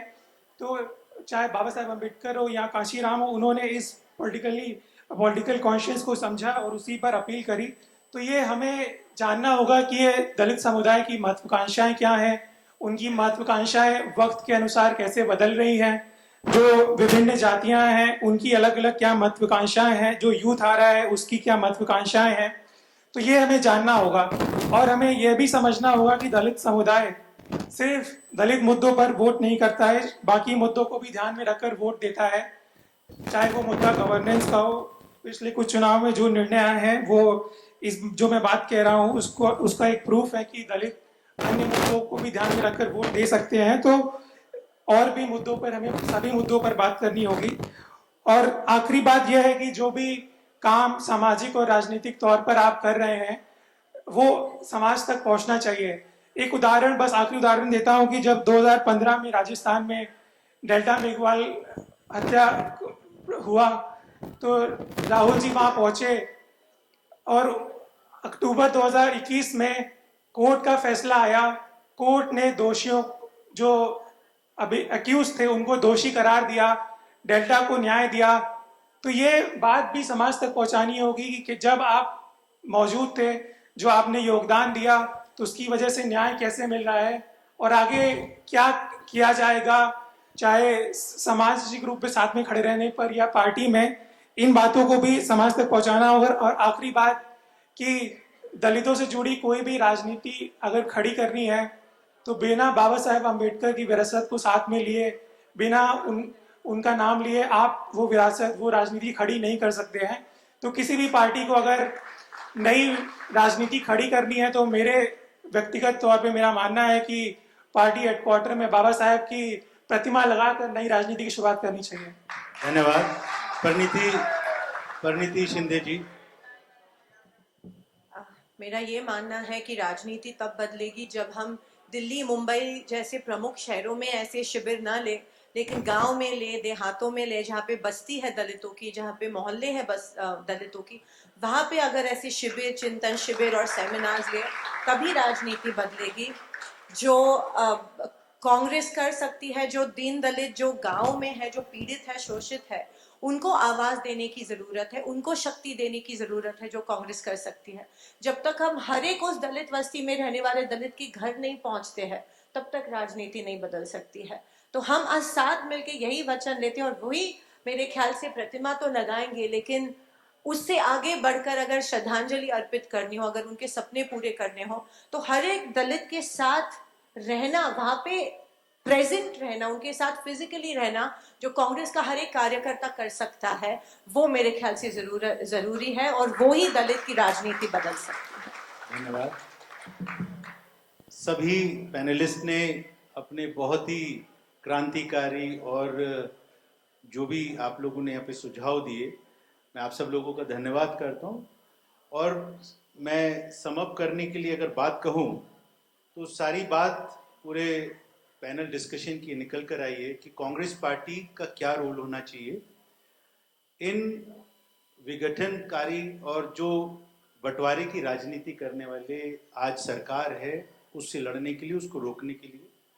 उसके लिए सबसे पहले तो हमारे को इंट्रोस्पेक्शन करने की आवश्यकता है, संगठन को मजबूत करने की आवश्यकता है, और जो दलित बहुजन जो हमारे लीडर्स हैं उनको आइडेंटिफाई करके उनको प्रमोट करने की आवश्यकता है और उनको सही प्लेस करने की आवश्यकता है संगठन में, बूथ लेवल से लेकर एआईसीसी के लेवल तक। दूसरा, एक और जो इम्पोर्टेंट चीज़ है कि जो हमारा रिजर्व कॉन्स्टिट्यूंसीज हैं, रिजर्व कॉन्स्टिट्यूंसीज के अलावा भी कुछ दलित ऐसे हैं जिनको हम प्रमोट कर कर जनरल सीट्स के ऊपर भी हम लोग चुनाव लड़ा सकते हैं। दूसरी बात जो निकलकर आइडियोलॉजिकल उसके ऊपर बात आई, आज दो तरीके का नैरेटिव है देश के अंदर। एक नैरेटिव संविधान को मानने वालों का है और एक जिसके साथ में कांग्रेस पार्टी खड़ी है, जो सोशल जस्टिस की बात करता है, समाज समानता की बात करता है। और दूसरा नैरेटिव है मनुस्मृति का, जिसके साथ में आरएसएस, सावरकर के हिंदुत्व के लोग खड़े हैं। अब आपने और हमने फैसला करना है और लोगों के बीच में जाके बताना है कि आपको कौन से नैरेटिव के साथ में खड़े होना है, किन लोगों के साथ में खड़े होना है। एक वो नैरेटिव है जो संविधान में महिलाओं को, एससी, एसटी, ओबीसी माइनॉरिटी को बराबर का दर्जा देता है, और दूसरा नैरेटिव जो आरएसएस का है, जो भगवाकरण का है, जो मनुस्मृति का है, वो महिलाओं को, एससी को, एसटी को, उनके ऊपर अत्याचार करना जायज मानता है। तो इन दोनों में फैसला आप लोगों ने करना है और लोगों के बीच में जाके उनके दिमाग को क्लियर करना है। और मुझे लगता है कि जिस मुहिम के साथ में के राजू जी अभी SC, ST, OBC माइनॉरिटी की पूरी एक मिशन के साथ में हम आगे चल रहे हैं, जो 85% देश में है, उस दलित बहुजन मूवमेंट को ताकत देनी है। और मेरा ऐसा मानना है कि this is new Dalit, and this new Dalit is educated, we are aware of our rights, and we are ready to fight till our last breath to protect our rights. मेरा ऐसा मानना है कि जो आइडेंटिटी दलित की है उसको बचाने की भी जिम्मेदारी कांग्रेस पार्टी की है, आप सब लोगों की है। हम लोगों की अपनी एस्पिरेशंस हैं, महत्वाकांक्षाएं हैं, और ये महत्वाकांक्षाएं, ये एस्पिरेशंस देश का भविष्य बनाएंगी, ऐसा मेरा मानना है। जय भीम। Thank you. मेरी आपसे गुजारिश है, प्लीज थोड़ा अनुशासन रखें। Thank you for all the panelist, this was a really pithy, insightful and thought-provoking discussion. Please stay on the stage. I'll now request Rahul ji and K. Raju ji to please come up on stage, give the floral tribute to Dr. Ambedkar. I'll also may I request the panelists to please shift to the second row. Panelists to please shift to the second row. Atif.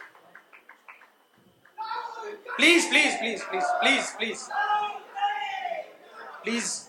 May I also request Dr. Saeeda Hamid and Professor Midula Mukherjee to come up on stage. Also, Captain Ajay Yadav and Imran Pratapgarhi to pay the floral tributes and come up on stage. And Gurdeep Sapalji also. Please.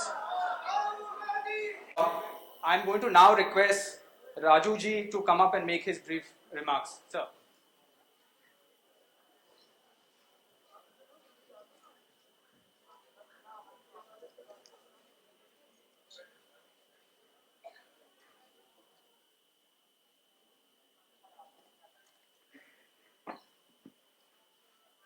Namaste to all of you. Jai Bhim. Respected Sri Rahul Gandhi ji, Sarvasri Rajesh Liloitia, Captain Ajay Yadav, Imran Pratapgarhi, Gurdeep Sapal, Pushparaj, senior leaders of the Congress Party and party workers, friends from RGF, Samruddh Bharat Foundation, Penguin India, members of the panel and others, friends from media and civil society organizations and colleagues. This book which Rahul ji is going to release in the next 3-4 minutes, I will not take more than 3-4 minutes, is about truth and lies. Truth of Dalit lives and lies of the caste system. The Dalit truth bears the burden of the past with unflinching grace. The caste lies try to negate the past so that the dominant communities which have fabricated these lies can perpetuate their dominance over Dalits. To understand any social or political narrative, we have to understand the truth. Dalit truth is put under mask, not under one mask, but many masks. Every mask woven with the lies of the caste system. So, we have to unravel the truth by removing these lies, by removing these layers of the lies. What is Dalit truth? Despite the promise of equality and fraternity, exclusion is hiding behind the pretense of inclusion. Exclusion is hiding behind the pretense of inclusion. That is the Dalit truth this book is talking about. This book is a companion to the truth seekers who want to demolish the architecture of caste system. That's why they have to understand what are the lies that are perpetuating the caste system.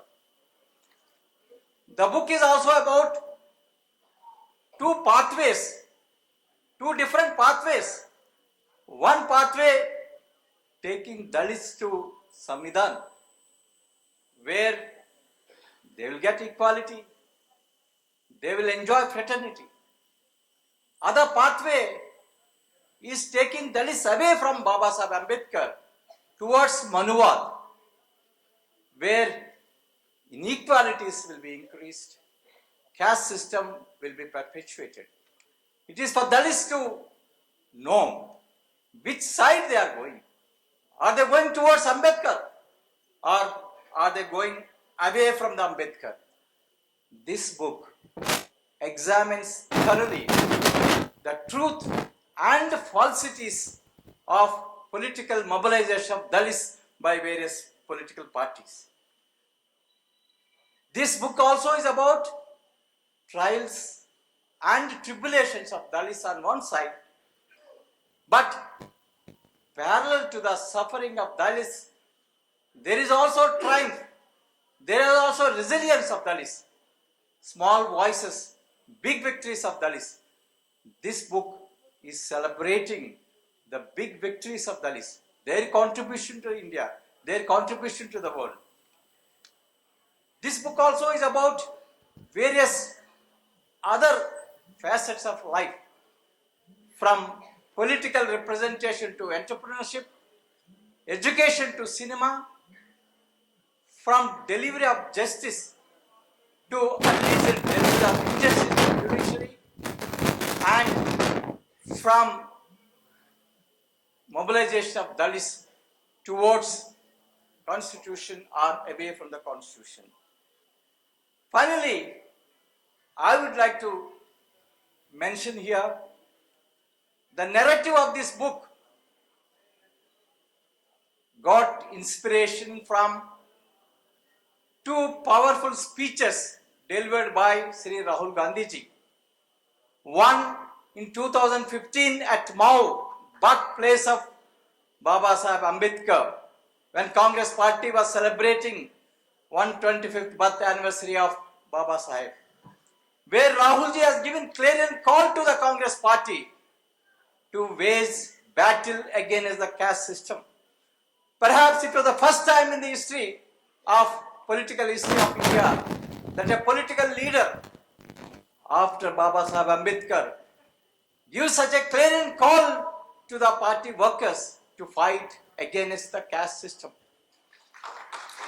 The second speech was at Nagpur in 2016, very close to Diksha Bhumi, where he talked about two ideologies competing with each other. One ideology keeps Dalits as a prisoner to the caste system. Other ideology, which Congress party he exhorted should follow, will free Dalits from these clutches. So these two speeches has given the narrative to this book. And finally, I would like to thank the others who have given to me symphony of Dalit voices looking at the future.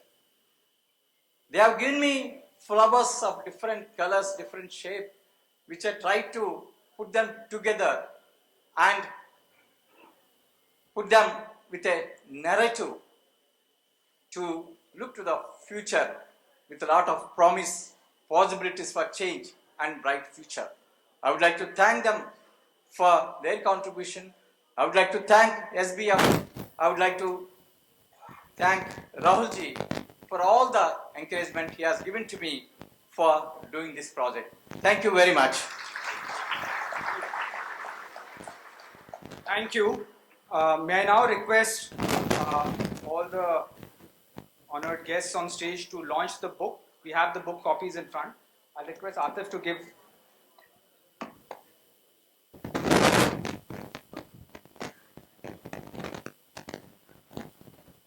And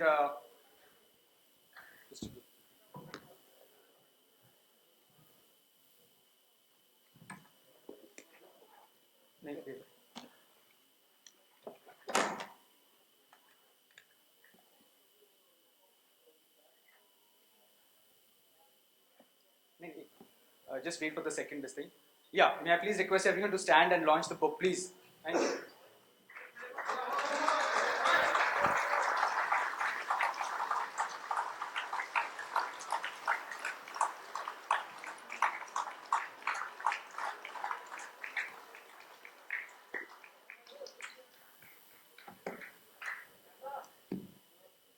Thank you. Thank you. May I now request, please, may I please request Rahul Gandhi ji to make his intervention, sir.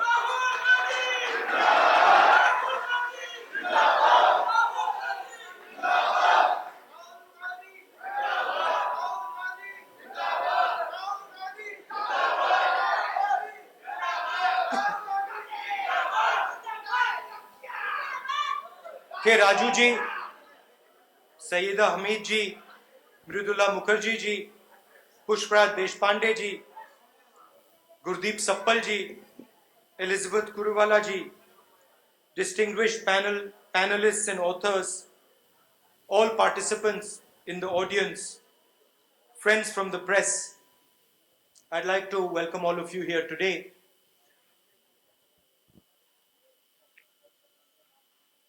This particular topic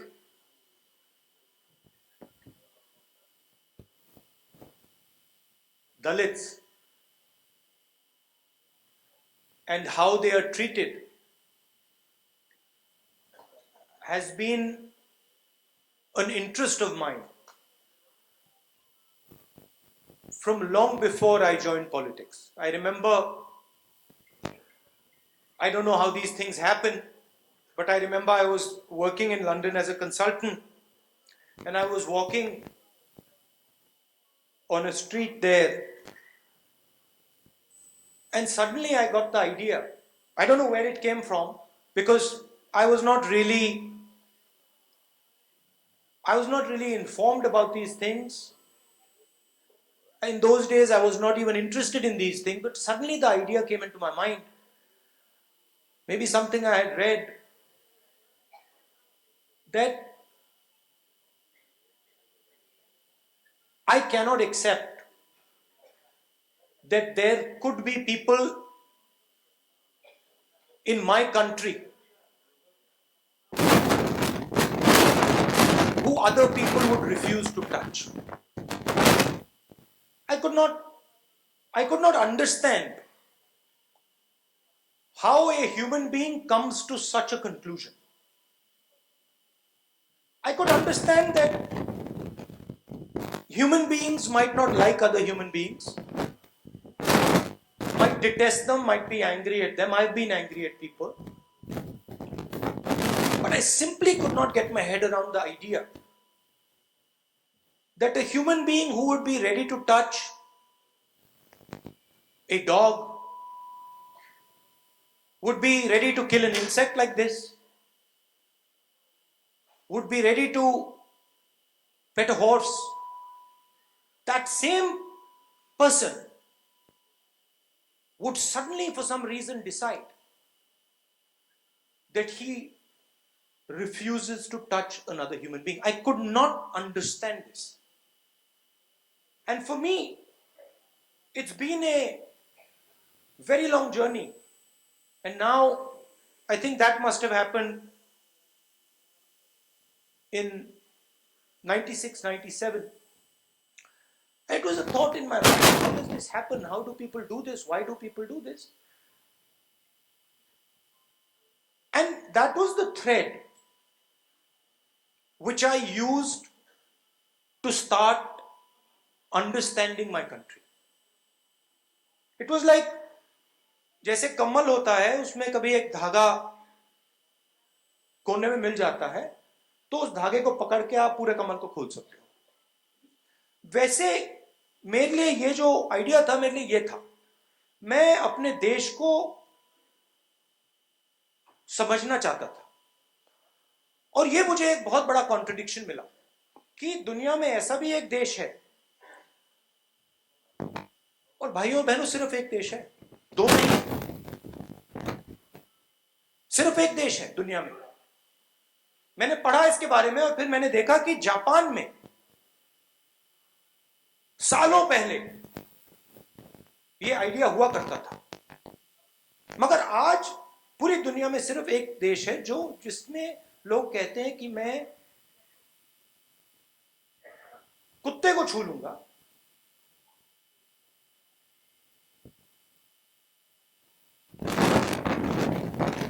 cockroach को मार दूंगा, मगर मैं इंसान को नहीं छूने वाला। और मैं देखिए, मैं एक तरफ तो मुझे ये अच्छा नहीं लगा कि ऐसा हो सकता है, मगर शायद पता नहीं, मैंने अपने परदादा की किताब पढ़ी थी डिस्कवरी ऑफ इंडिया, तो मेरे दिमाग में ये आ गया कि मैं इस बात को समझना चाहता हूं, ये होता क्यों है, why exactly does this happen? And I have studied it now, certainly since I was in politics, from 2004 to today, at the back of my mind, what is this? Why is this happening? Why is this happening? I cannot answer the question for you fully. I cannot tell you that, look, this is the precise reason it happens. But I have a sense now, much better than I used to before, that this is actually what is going on inside the person's mind when he says, I will refuse to touch you. I want to tell you, as you go along in politics, and especially if you're searching, there are many politicians who are just interested in power. That is the only thing they're searching for. Right? सुबह उठते हैं, कहते हैं भैया सत्ता कैसे मिलेगी, रात तक मतलब वही करते हैं, फिर सो जाते हैं, फिर कहते हैं भैया अगले दिन उठ के कहते हैं सत्ता कैसे मिलेगी हैं। और आज हिंदुस्तान में भरे हुए हैं। अब उसमें मेरी एक प्रॉब्लम आ गई। अजीब सी बात है, मैं सत्ता के बीच में पैदा हुआ, बिल्कुल बीच में, और बड़ी अजीब सी बीमारी है, मुझे उसमें इंटरेस्ट ही नहीं है। अब क्यों? अब मैं आप सच्चाई बोल रहा हूं,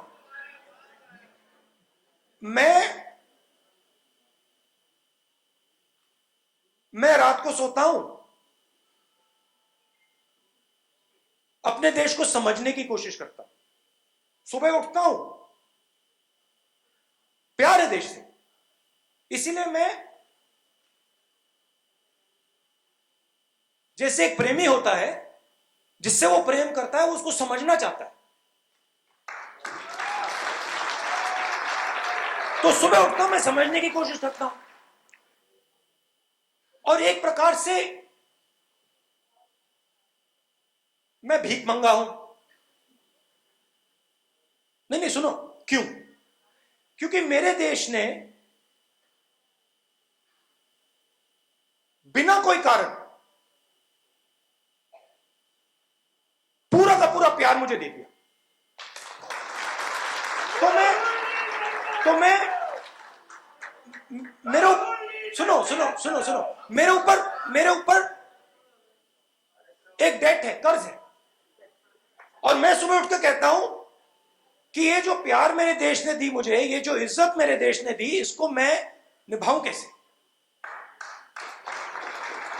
अच्छा, देश ने सिर्फ मुझे प्यार नहीं दिया,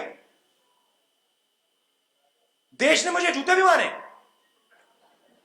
नहीं, आप समझ नहीं सकते कितनी जोरों से, कितनी हिंसा से इस देश ने मुझे मारा है, पीटा है। तो मैंने सोचा ये हो क्यों रहा है,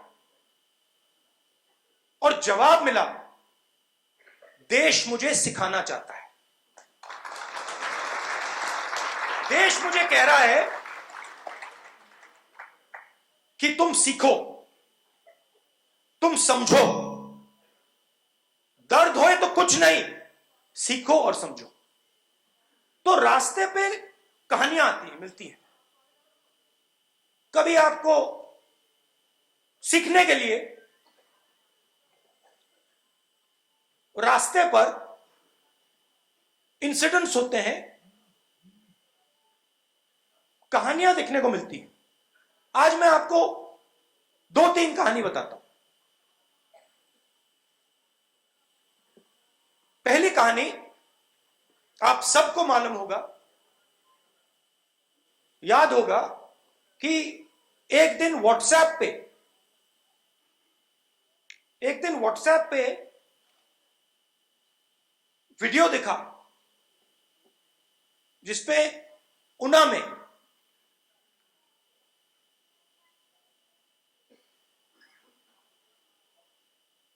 युवाओं को लाठी से पीटा जा रहा था। याद है आपको? नंगा करके सबके सामने लाठी से उनको धड़ाधड़ मारा जा रहा था।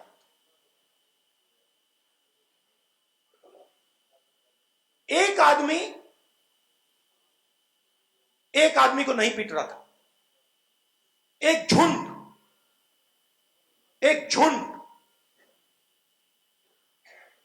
पिटाई कर रहा था। याद है आपको? सावरकर ने कहा अपनी किताब में, the day I was happiest was the day me and my friends and me went and beat up a Muslim boy. मतलब हम, सावरकर जी ने कहा, मैं जी शब्द प्रयोग नहीं करना चाहता था मगर कर दिया, संस्कार है, मगर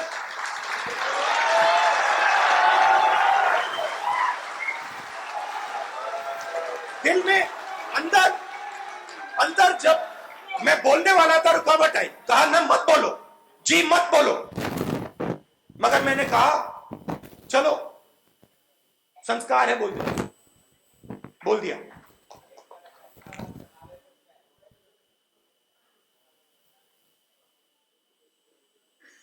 एक झुंड 10, 15, 20 लोग कमजोर दलित व्यक्तियों को लाठी से मारते हैं। मैंने देखा। मैंने एक और बात देखी कि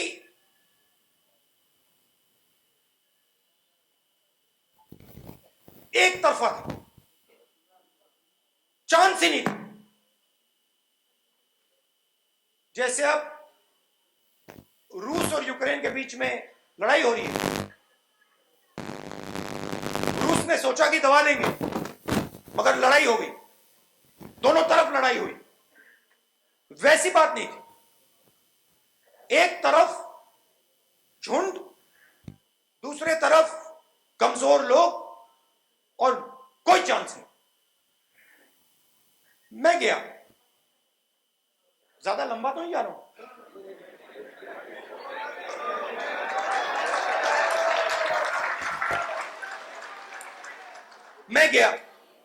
मैं उना गया और चारपाई पे जाके उनमें से एक लड़कों के घर गया और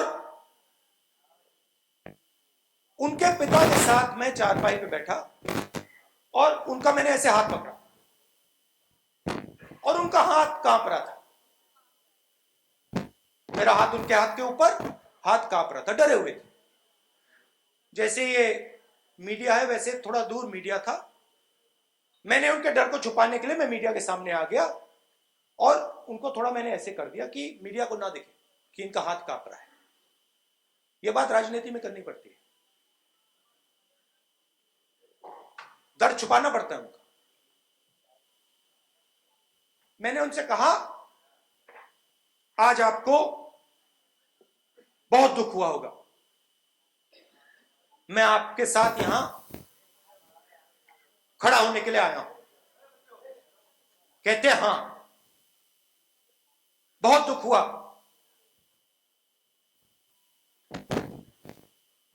मैंने अपने आप से कहा कि ऐसे देश में मैं रह नहीं सकता हूं।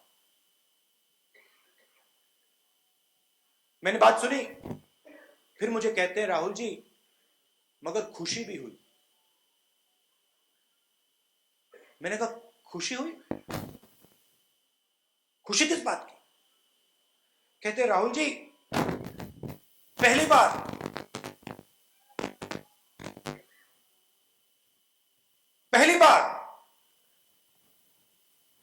दलितों ने रिस्पॉन्स दिया। नहीं अभी आप ताली बजा रहे हैं, ताली मत बजाइए, पूरी बात सुनिए पहले, शायद आपको अच्छी ना लगे मगर मैं जो मैंने देखा वो बोल रहा हूं। कहते हैं खुशी इस बात की हुई राहुल जी कि जब मेरे बेटे को मारा गया उसके एकदम बाद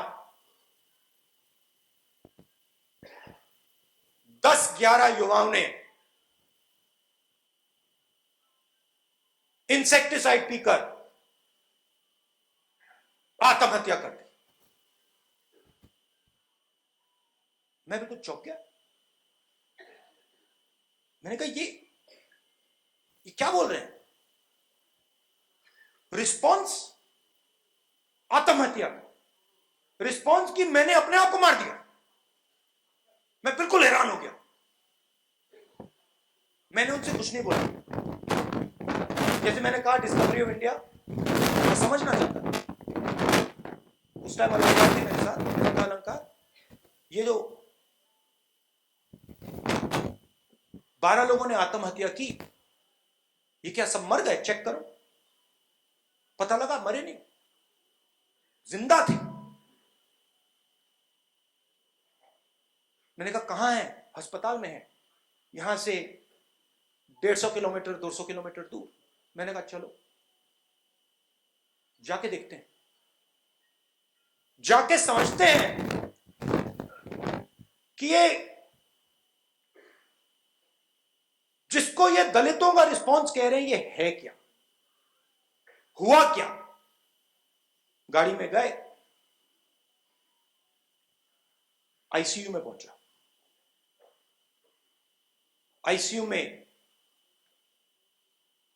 एक लड़का, दूसरा, तीसरा, चौथा, पांचवा, छठा, ऐसी लाइन लगी थी। पहले वाले के पास उसका परिवार, दूसरे वाले के पास परिवार, पलंग पे ऐसे खड़ा हुआ, कांपता हुआ, डरा हुआ। जो व्यक्ति हमें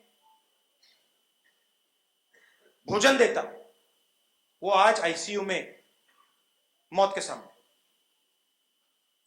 मैं पहले परिवार के पास गया, नमस्ते की और मैंने पूछा कैसा है लड़का। परिवार को कोई कुछ मालूम नहीं था। डॉक्टर को मैं साइड में ले गया। डॉक्टर से मैंने कहा अंग्रेजी में, क्योंकि मैं उनको समझ ना आए, मैंने कहा doctor what is his condition like. Doctor मेरे कान में कहता है he is not going to survive, बचेगा नहीं। अब मैं क्या करूं? तो ये कह नहीं सकता, मगर मुझे मालूम है कि ये बेचारा युवा जो है ये बचेगा नहीं। दूसरे के पास गया, डॉक्टर ने सेम चीज कही। तीसरे के पास गया, डॉक्टर ने सेम चीज कही कि बचेगा। मुझे लगता है कि ये सब बच जाएंगे।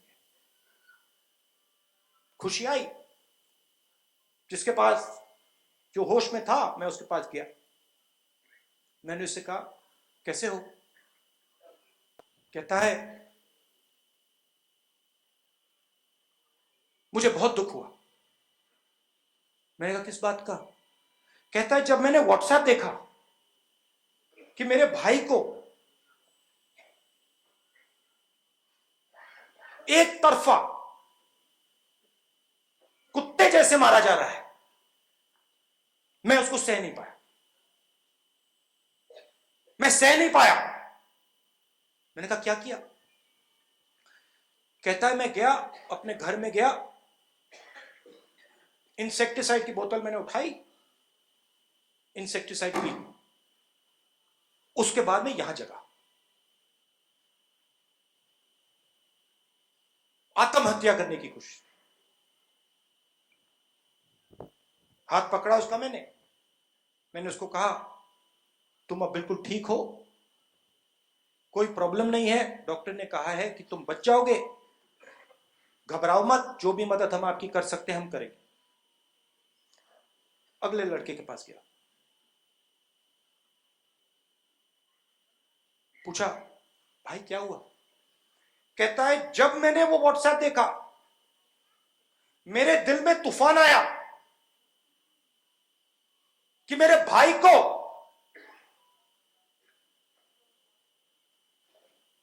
एक तरफा पीटा जा रहा है, उसके खिलाफ हिंसा की जा रही, और मैं कुछ नहीं कर सकता। और वही हिंसा हर रोज मेरे खिलाफ होती है। तो जब मैंने वो व्हाट्सएप देखा, मैं अपने घर के पीछे गया, मैंने इंसेक्टिसाइड उठाई, मैंने इंसेक्टिसाइड पी, और मैं यहां चला। उस समय तक मैंने सोचा था कि ये सुइसाइड पैक्ट था। मैंने सोचा था कि ये 10-12 लोग एक साथ मिलकर इंसेक्टिसाइड पिए, मगर मुझे बात समझ आई कि नहीं, ये सुइसाइड पैक्ट नहीं था, ये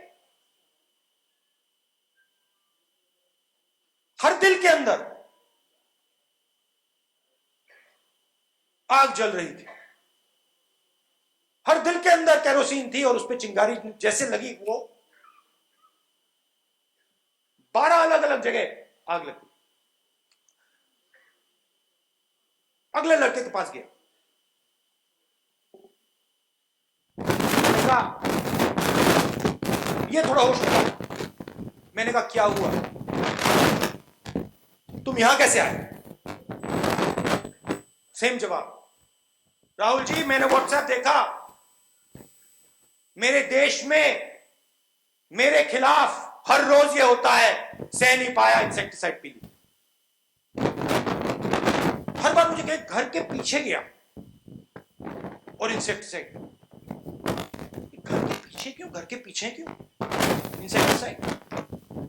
जैसे मैं ये सोच रहा था, मेरे दिमाग में दूसरा आइडिया आया। बड़ी अजीब सी बात, कहने से झिझक रहा हूं। मेरे दिमाग में आए कि अगर मैं इसकी जगह होता और मैं मरने के लिए तैयार होता, तो मरने से पहले जिसने मेरे भाई को मारा था उसको मार देता।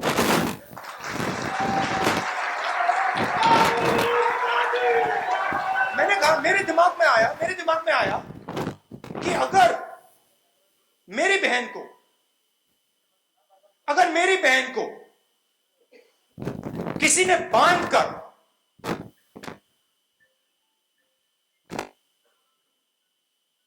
मेरे जैसे मारा होता तो मैं आत्महत्या करने से पहले उसको एक चाकू तो मार देता। अच्छा, मेरे पिता को मारा गया और मैंने वो नहीं किया। मेरे दिल में मेरे पिता के हत्यारों के खिलाफ कोई नफरत नहीं है, मगर जब अस्पताल में था मैंने सोचा कि यार अगर मेरे साथ ये होता मैं मार देता। तो मैंने उससे पूछा, मैंने कहा भाई एक बात बताओ, तुम अखबार पढ़ते हो? कहता है हाँ। मैंने कहा आपने अखबार में जिसने मारा उसका नाम पढ़ा? आप उसका नाम पता लगा सकते हो? कहता है हाँ, पता तो लगा सकता हूं। मैंने उससे कहा आपके रसोई में छुरी है? कहता है हाँ, छुरी तो है। ये आप मुझसे क्या पूछ रहे हो? मैंने कहा मेरे दिमाग में एक बात आई। कहता क्या? मैंने कहा अगर मैं आपकी जगह होता और मैं अपने आप को लाश बनाने के लिए तैयार होता, आत्महत्या करने के लिए तैयार होता, तो आत्महत्या करने से पहले पता लगाता ये कौन है जिसने मेरे भाई को मारा, रसोई से चाकू निकालता, बस में जाता, उसके घर जाता, छाती में छुरा मार देता। उसका चेहरा सफेद हो गया। मुझे कहता है ये आपने क्या कह दिया? ये आपने क्या कह दिया?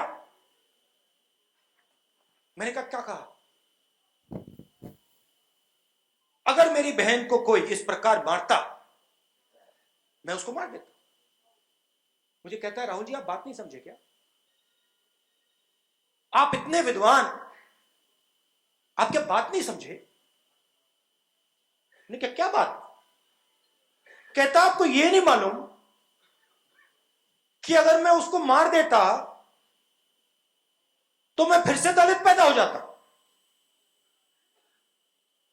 मैं हिल गया। मैंने कहा ये क्या बोला? कहता राहुल जी मैं तो मार ही नहीं सकता।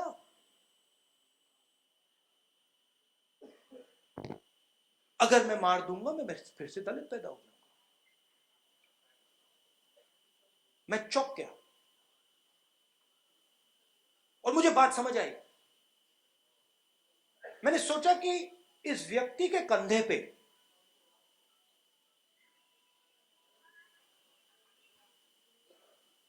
हजारों जिंदगी का बोझ है,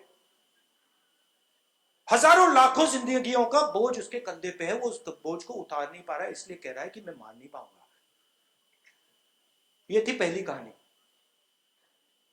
दूसरी कहानी,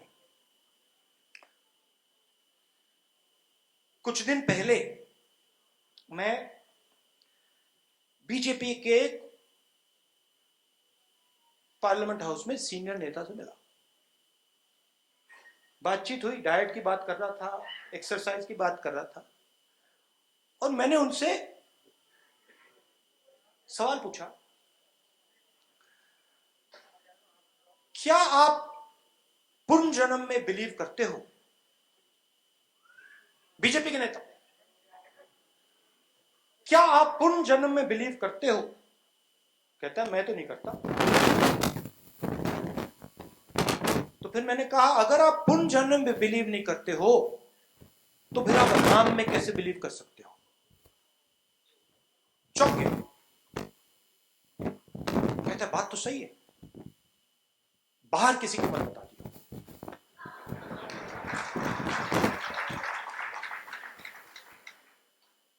बाहर किसी को मत बता देना।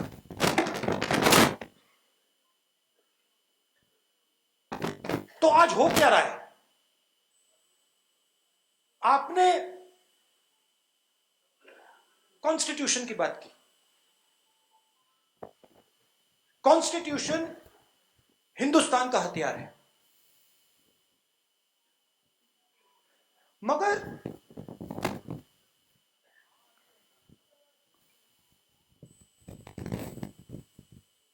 इंस्टीट्यूशन के बिना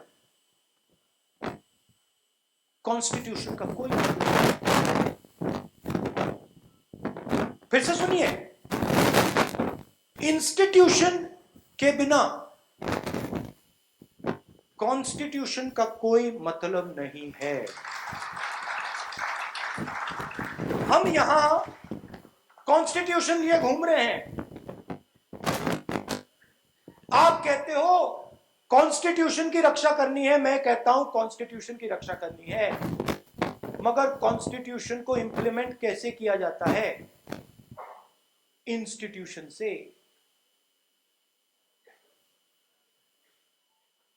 इंस्टीट्यूशन सबके सब आरएसएस के हाथ में है।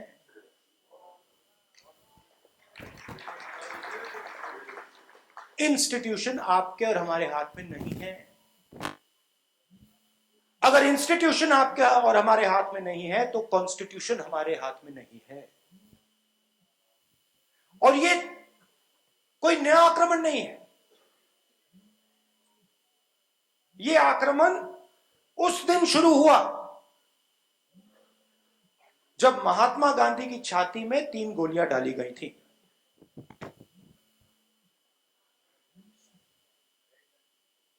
अंबेडकर जी हैं। अंबेडकर जी ने कॉन्स्टिट्यूशन को बनाने का, डेवलप करने का, प्रोटेक्ट करने का काम किया। और इसीलिए आज हमने वहां फोटो के सामने फूल रखे।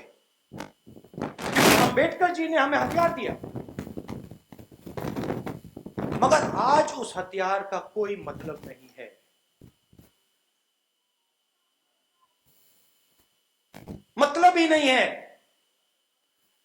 क्योंकि जो जैसे गाड़ी है,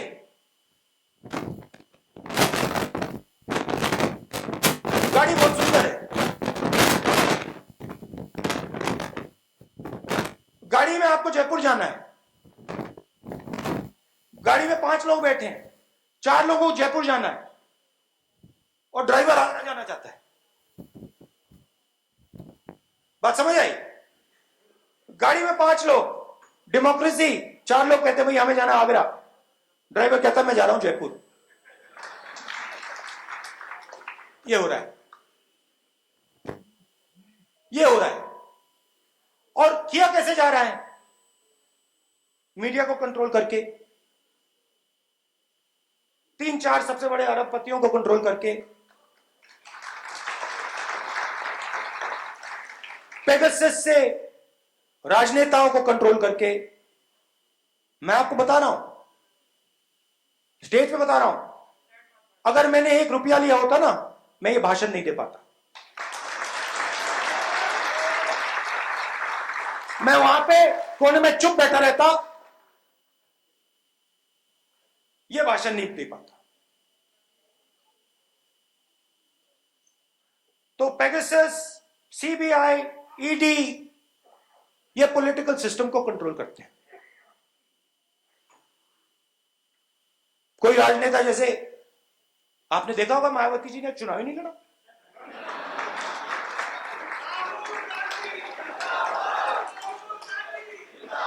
हमने मायावती जी को मैसेज दिया, अलायंस करिए, चीफ मिनिस्टर बनिए। बात तक नहीं की, बात तक नहीं की। जिन लोगों ने, कांशीराम जी ने, रिस्पेक्ट करता हूं मैं, खून पसीना देके दलित आवाज जो थी उत्तर प्रदेश की, उसको जगाया।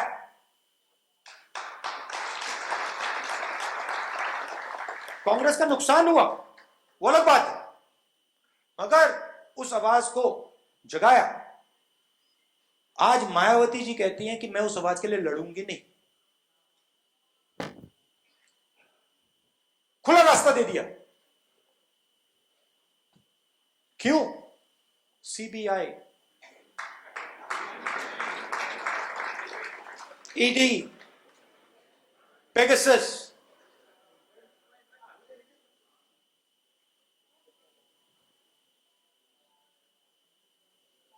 लड़ाई सिर्फ जनता कर सकती है। जब तक हिंदुस्तान कि जनता के अंदर जो आवाज है, जब तक वो नहीं निकलेगी, तब तक इंस्टीट्यूशन को कंट्रोल करके कॉन्स्टिट्यूशन को ये लागू नहीं होने देंगे।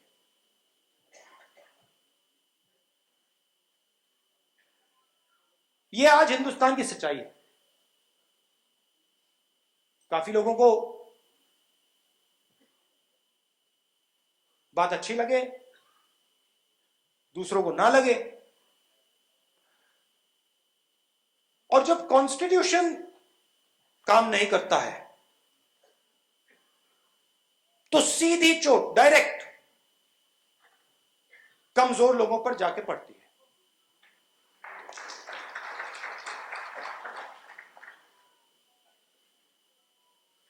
कौन है वो? दलित हैं, अल्पसंख्यक हैं, आदिवासी हैं, बेरोजगार लोग हैं, छोटे किसान हैं ये लोग।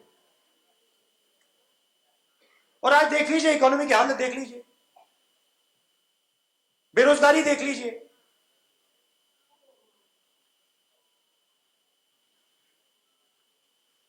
तो लड़ने का समय है। और जो अंबेडकर जी ने कहा, जो गांधी जी ने कहा,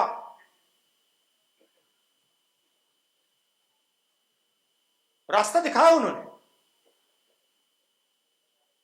रास्ता है, उस पर बस चलने की जरूरत है। मुश्किल काम है, आसान काम नहीं है, रास्ता है, उस पर चलने की जरूरत है। धन्यवाद।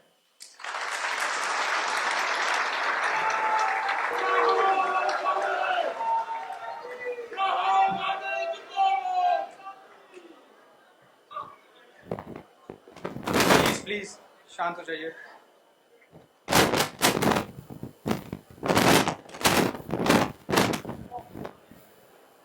Thank you Rahul ji.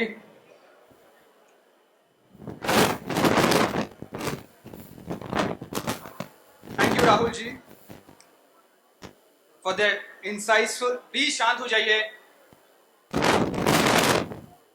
For that incisive and thoughtful speech. Can we have another round of applause for Rahul ji, please?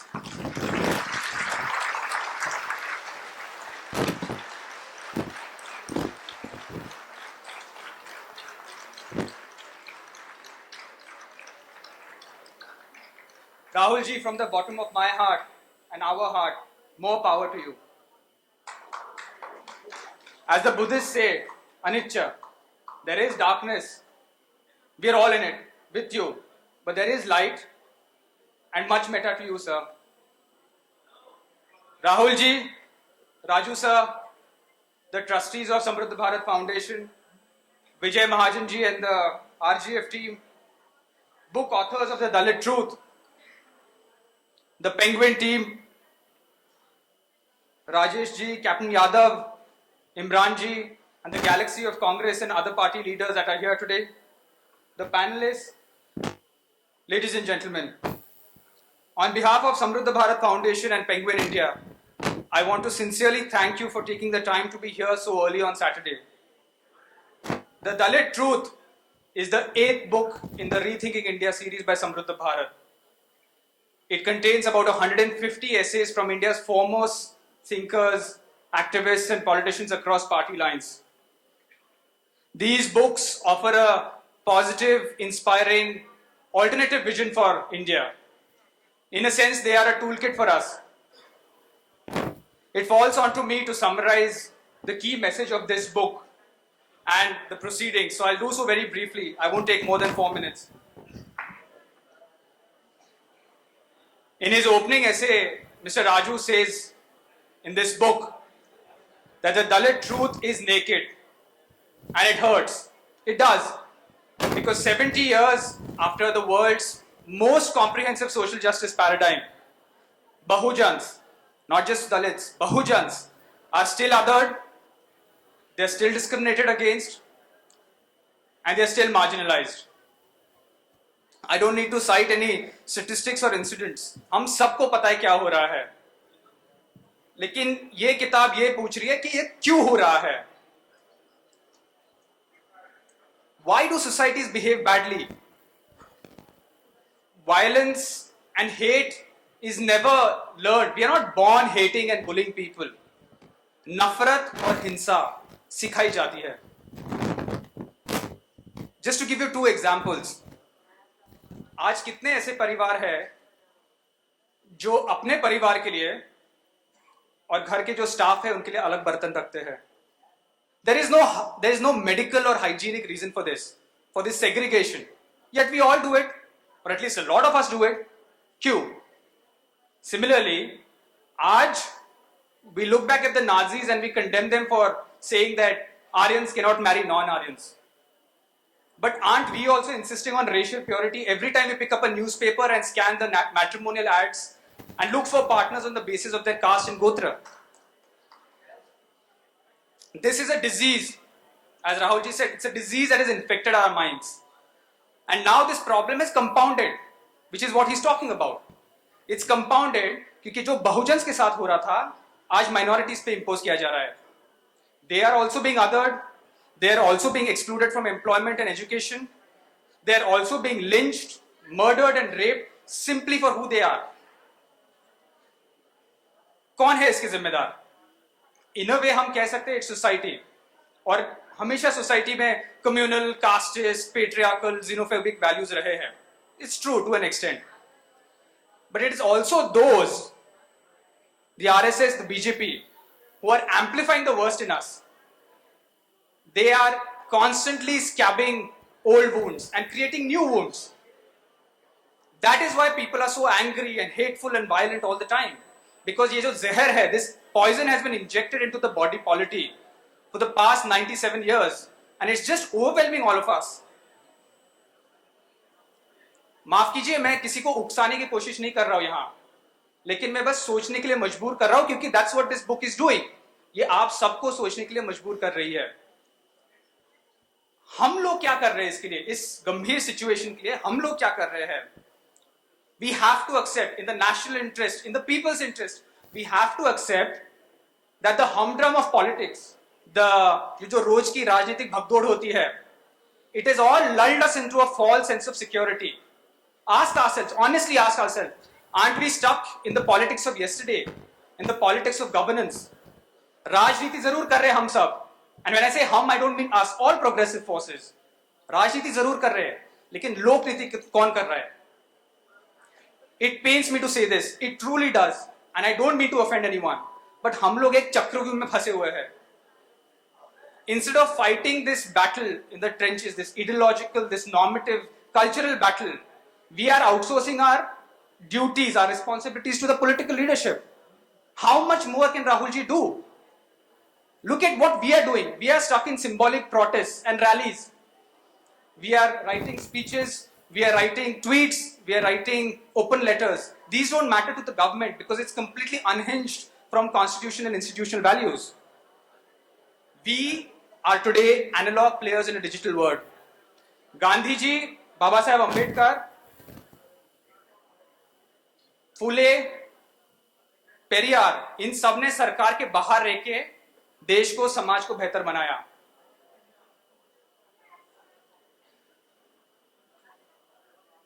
Rahul ji is short of time, so I'm going to wrap up very quickly. Subhash Chandra Bose ने कहा था दिल्ली चलो. My request to everyone is Delhi छोड़ो.